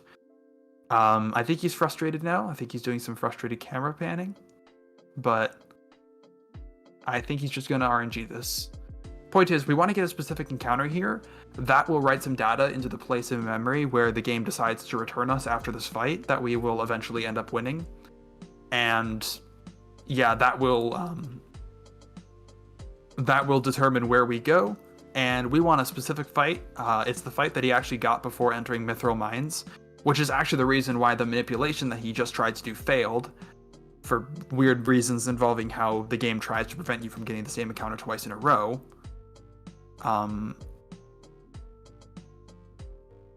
That's not it. It's basically going to be a fight with. While, actually. Yeah, this is unfortunate. It could very well take a while. It's like a 1 in 6-ish chance I've heard to get this fight. I could actually look at how rare it is, but I don't want to. Yeah, that's unfortunate.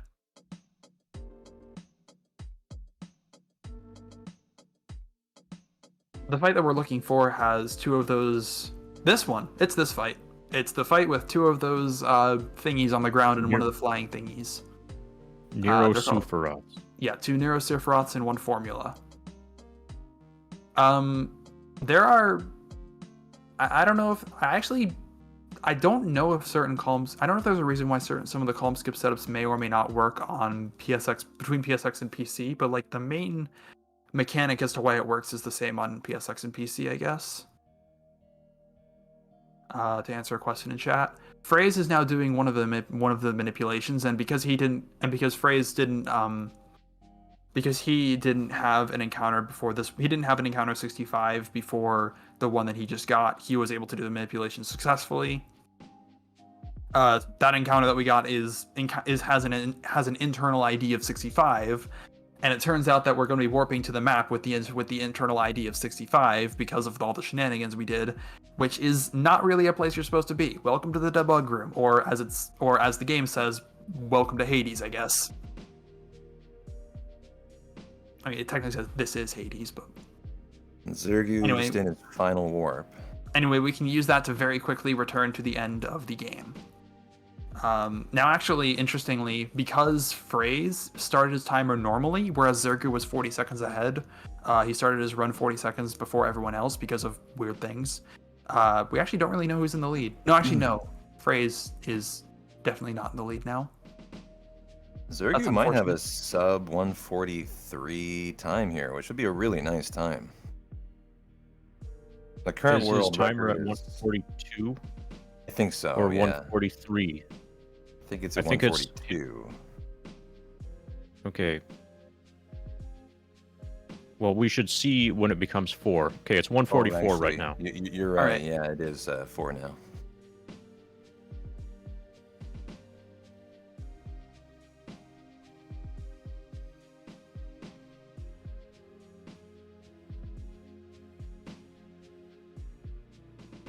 GG. Congratulations counter. congrats to Zergu with what basically will be a first place time of about 144.17. Though he's not in the room, we're just gonna count that as that. Yeah.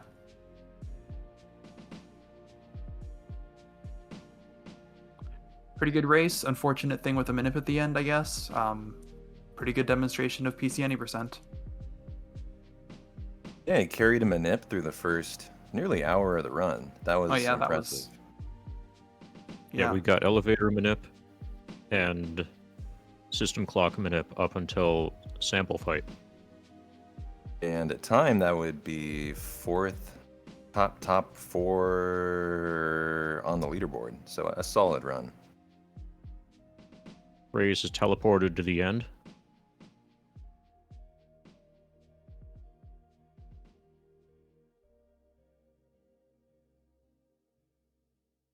And of course, it should be mentioned that this is the first of 2 semifinals. So we have our second semifinal heat of 6 runners on next Saturday.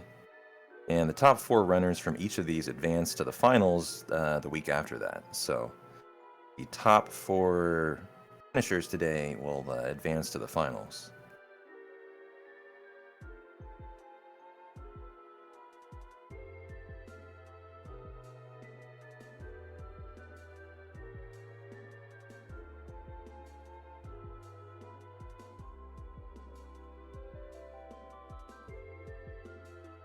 And Phrase chooses to go for the Braver.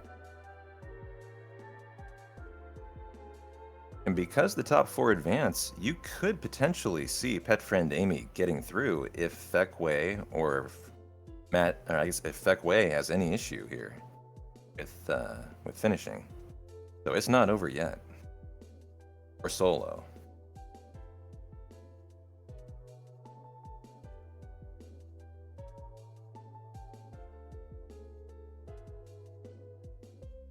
So the top 4 out of these 6 advance. So Yep, from Zergu, each, Phrase. Yeah, they are both in. Matt Davis, I had to step away for a sec, but looks like he must have had an issue with his.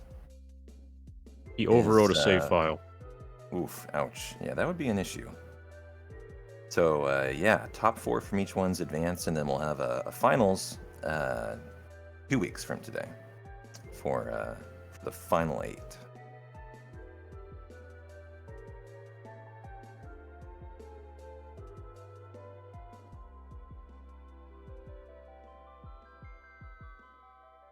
In fact, the winner from that event gets to walk away with a trophy as their. Well, we have a Buster Super Mario sword. All-Stars cartridge. Yeah, exactly. Also accompanied by a Buster sword. They'll be able to walk away with a token of their first place.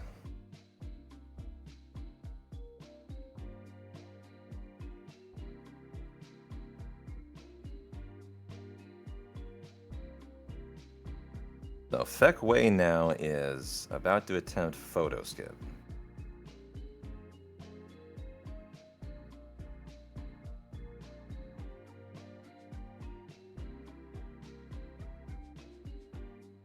Missed it again, so he is going for a third.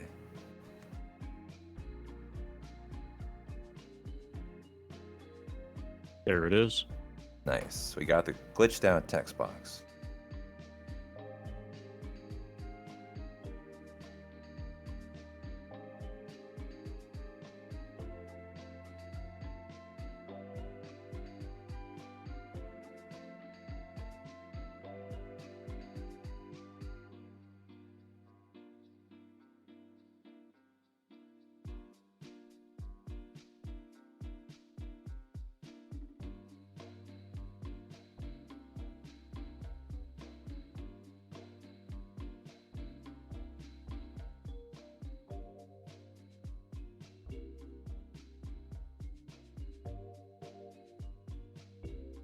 So are we able to adjust which people get focused on? Yeah, absolutely. So we Like got if a we black wanted- sheep from Phrase. Nothing new coming from Matt Davis, and Zergu was making his way through the ending. I believe we can go 2-screen if we want to bring up Ekway and Solo for the end for now. Since they're both wrapping up. We could do that.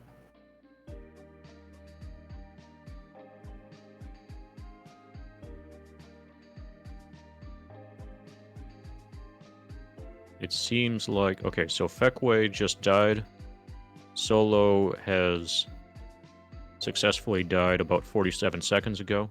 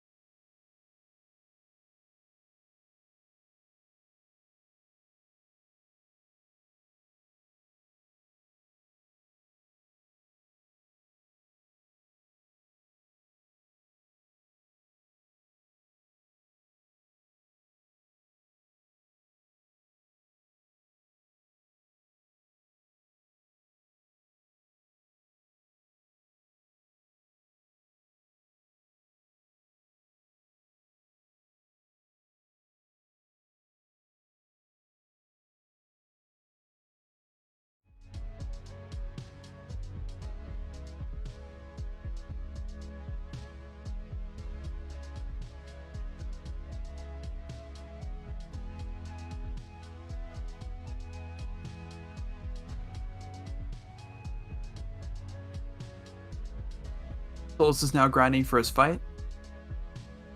And Feckway is now... Actually, this could be a little bit risky for him. Cloud is dead. Alright, good. Okay. That could have been risky if he didn't get the runaway, because if he doesn't die, if he doesn't get to the world map before he dies, then that's bad. Though this death on the world map will be pretty quick. It seems like Solo's got Encounter 65, so he's pretty much on the home stretch.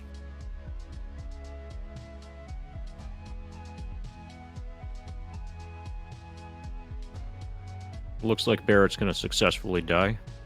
Nice grapple ball attack to let that happen relatively quickly, but I guess some kicks would be better, I guess. And Solo just needs to win this fight.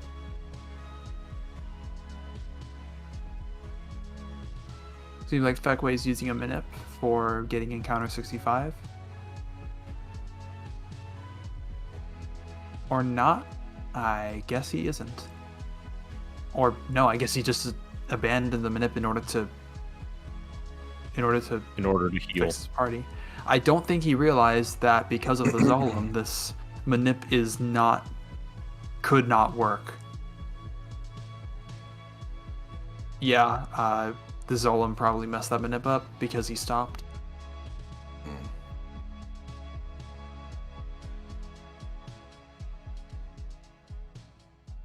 Or did he get Encounter 65 before? His issue was movement there? Is that not an up-down Manip? Or... Okay, yeah, I mean, I saw that he switched between up and down, but yeah, if he released both for one or more frames, that could be a problem. Like, you don't have to be holding both up and down at the same time constantly. You just have to be holding one or both of up and down, like, constantly. You can't be holding neither of them and stop moving. Solo's about to beat the game.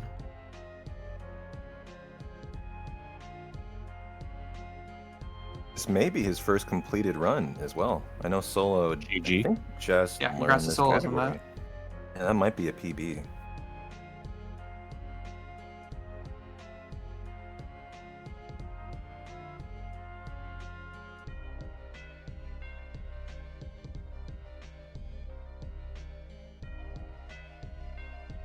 And we might as well get Pet Friend Amy and Feckway on the two-screen DPS.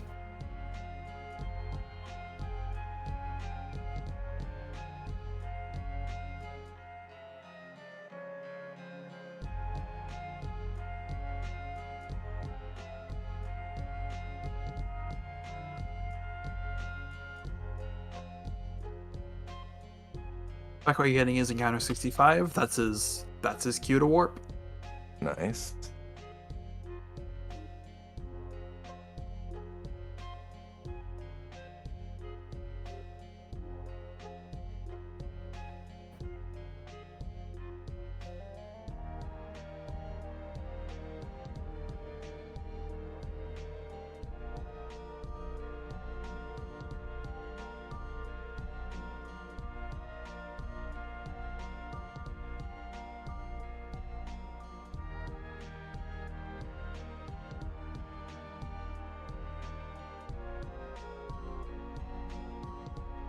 Yeah, both Zergu and someone else did avalanche skip.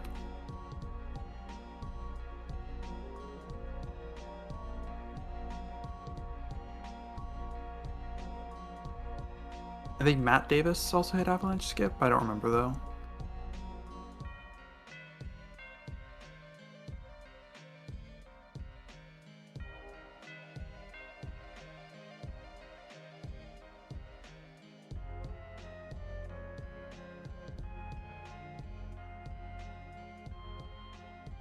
It's so weird. We're in a race,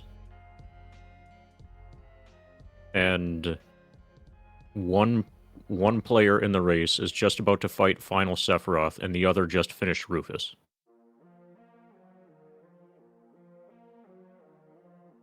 We've surgically omitted, 90% of the game in between those points.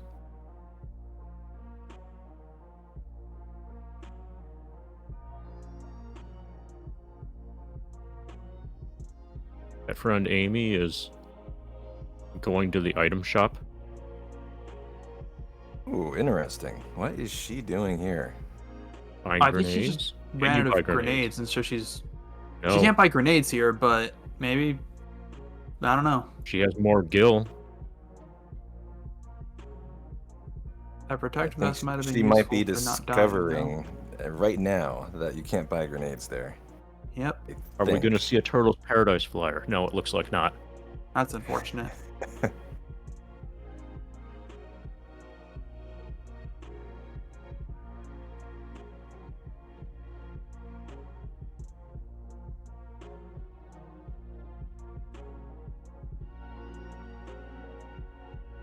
Yeah, congrats to all the runners that have finished so far, and also Pet Friend for the great effort. Unfortunate bar skip soft lock she got there. Yeah, that was a pretty good run. GG to Feckway. Yeah, so Zergu, Phrase, Solo, and Feckway round out the top 4. So they'll make it into the finals round. Major props though to pet friend Amy. They easily could have thrown in the towel after the soft lock at bar skip, but decided to run it back. And had things gone differently, might have still snuck into the top 4. So that was an admirable effort.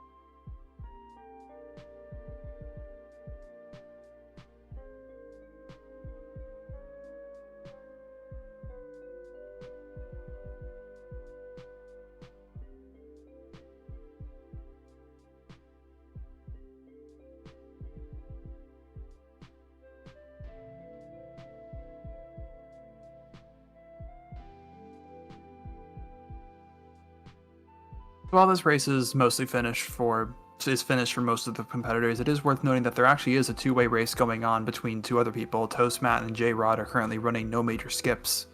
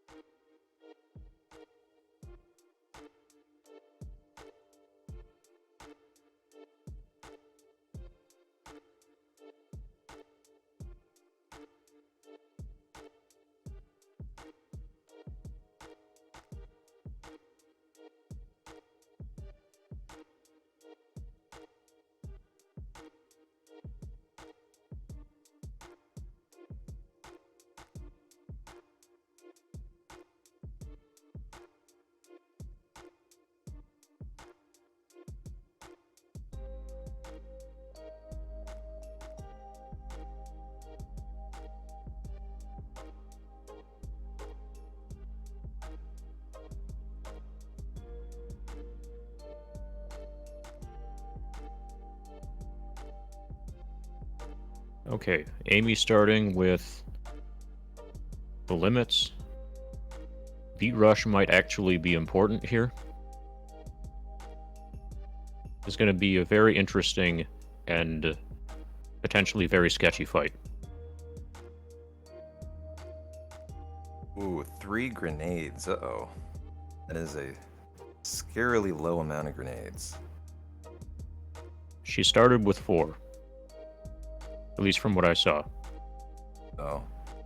Amy is probably gonna hope she gets extra limits if they want to get through the motorball fight. Just a little bit more. Okay, Cloud is certainly going to have a limit now. I doubt Barrett and Tifa are gonna get limits here, but definitely a Cloud Braver.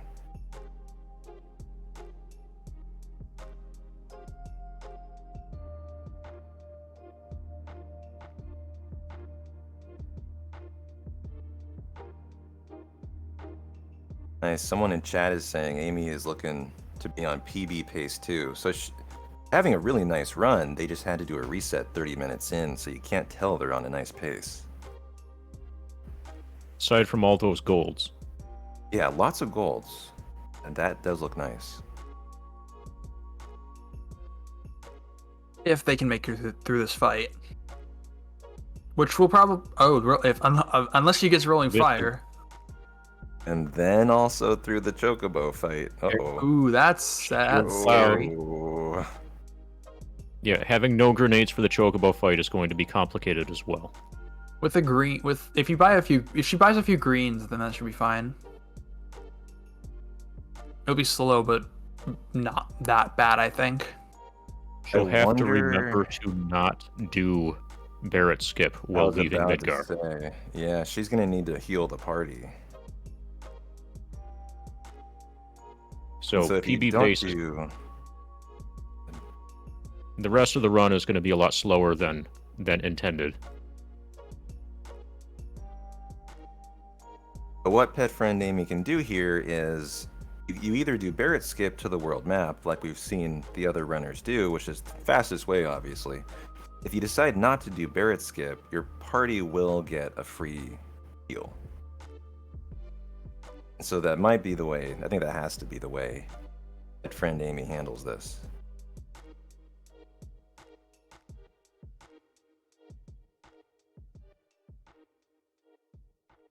Rolling fire Oh, again. yeah, she's dead. Real Oh, bad. Real bad. no. Last one hero for 200. Oh, There, 3 that's HP enough. too That's much. Oh man, brutal. That's unfortunate. GG. That will do it.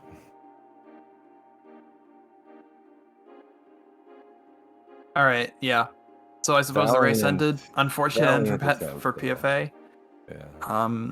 Yeah. That was one of the very rare situations where having elemental materia might have helped in this category. Ooh, elemental fire. Interesting.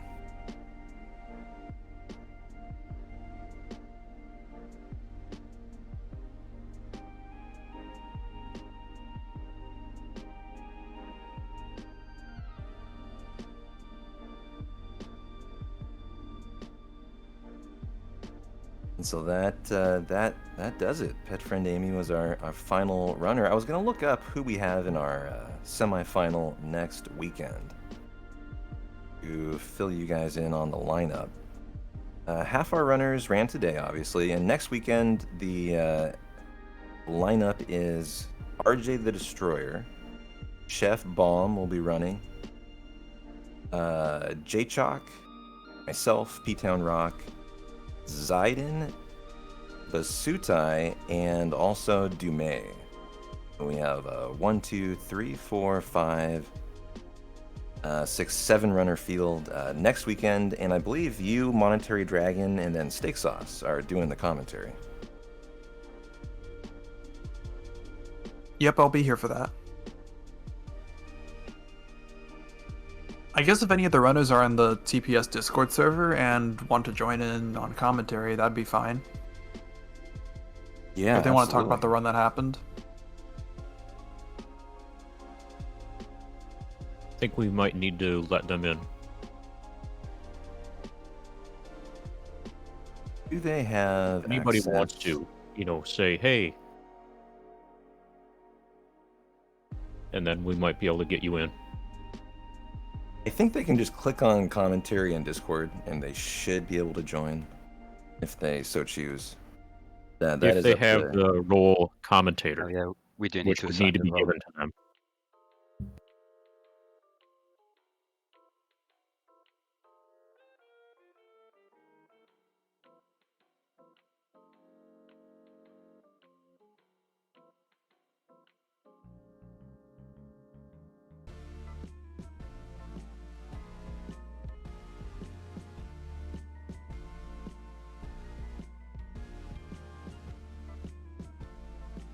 Pet friend Amy and Phrase have the role. Just going through the rest of them.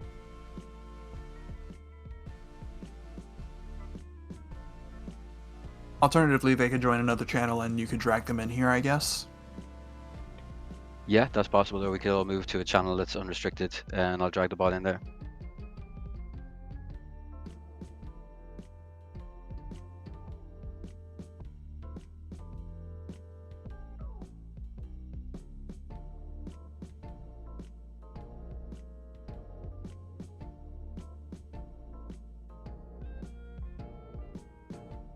I see pet friend Amy hopped on Discord. Amy, are you there? Hello. That was a rough motorball fight. Yeah, I was out of grenades. But oh well, it happens. Yeah, we saw you go into the shop to find out that it didn't have any grenades. Yeah, I was like, I don't know why I thought they had grenades there.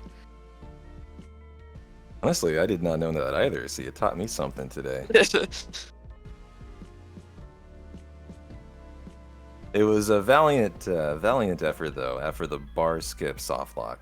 To run Yeah. it back that far in is that was inspirational to see.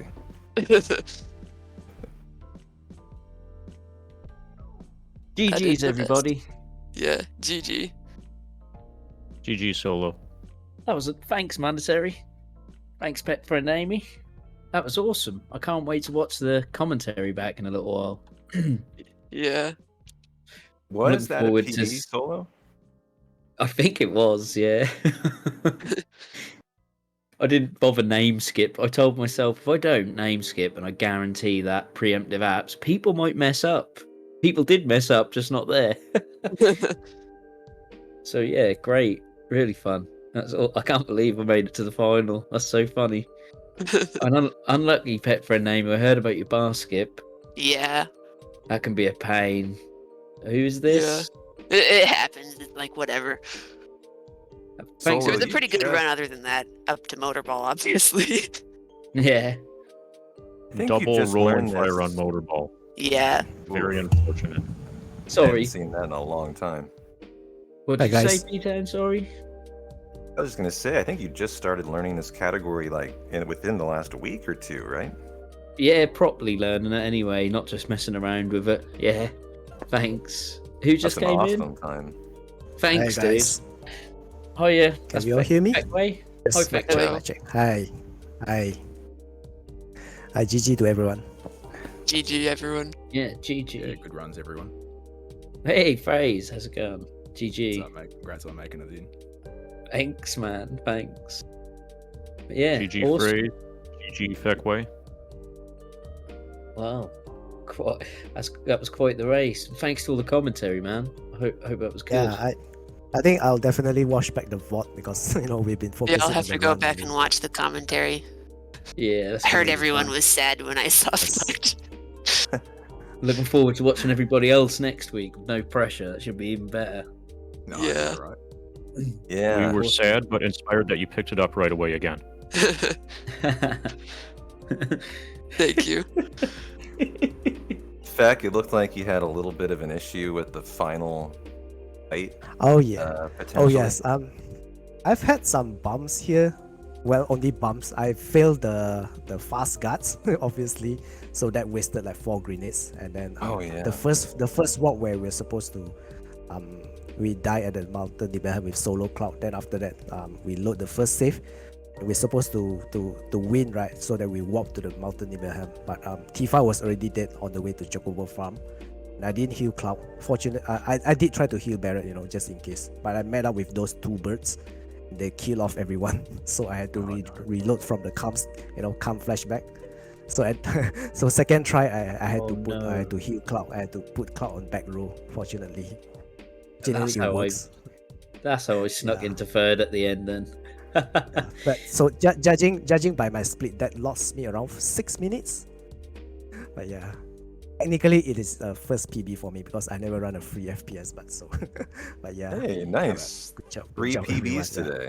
All right. Free PVs, yeah. I was actually testing on the free FPS today, but I think I still got 30.0.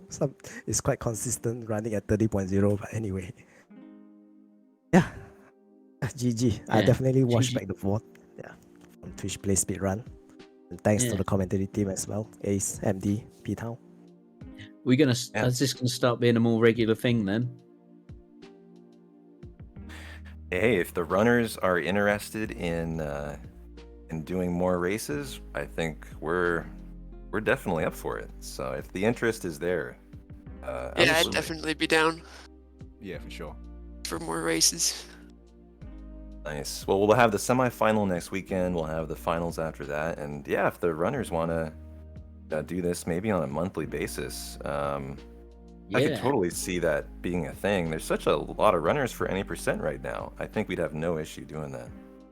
Amazing. Yeah. Cool. I'm gonna go throw myself a pizza in the oven and say, love you everybody. I'll catch you next time. All right, see ya. Yeah, and See Twitch you. Player Speedruns. Thanks Thanks for for racing. the See you next time. thanks for the Yes, hosting thanks. the stream. Yeah. Yeah, GG's. Thank Yeah, you. no problem at all. I really enjoyed it. You guys did incredible. So well done, particularly the commentary team. I thought you were really good. So looking forward to next weekend as well. I'll try and make some improvements to the overlay and maybe give you guys better access to camera control. Yeah, I'll work on that during the week and see what I can come up with. Thank you. GG's on the overlays, man. They look really smooth. I like them. Yeah, it looks Thank sick you. actually. Yeah, I like it. Yeah, Thanks again. Really appreciate it. No Yeah, worries. they Thanks look again. pretty great Thanks. from what I saw. Well done, everyone. Yeah. Bye bye. Bye. All right. I think Thanks I'm all. signing See you off all. too. Thank you, Twitch Plays, as always. Appreciate you, and we'll tune in next weekend. All right, see ya. Thanks for running it. Have a good night, everybody. Yeah, Good come night. back Yeah, a week bye. from today. Heck yeah. Or more a week from 2 hours ago. Yes. Yeah.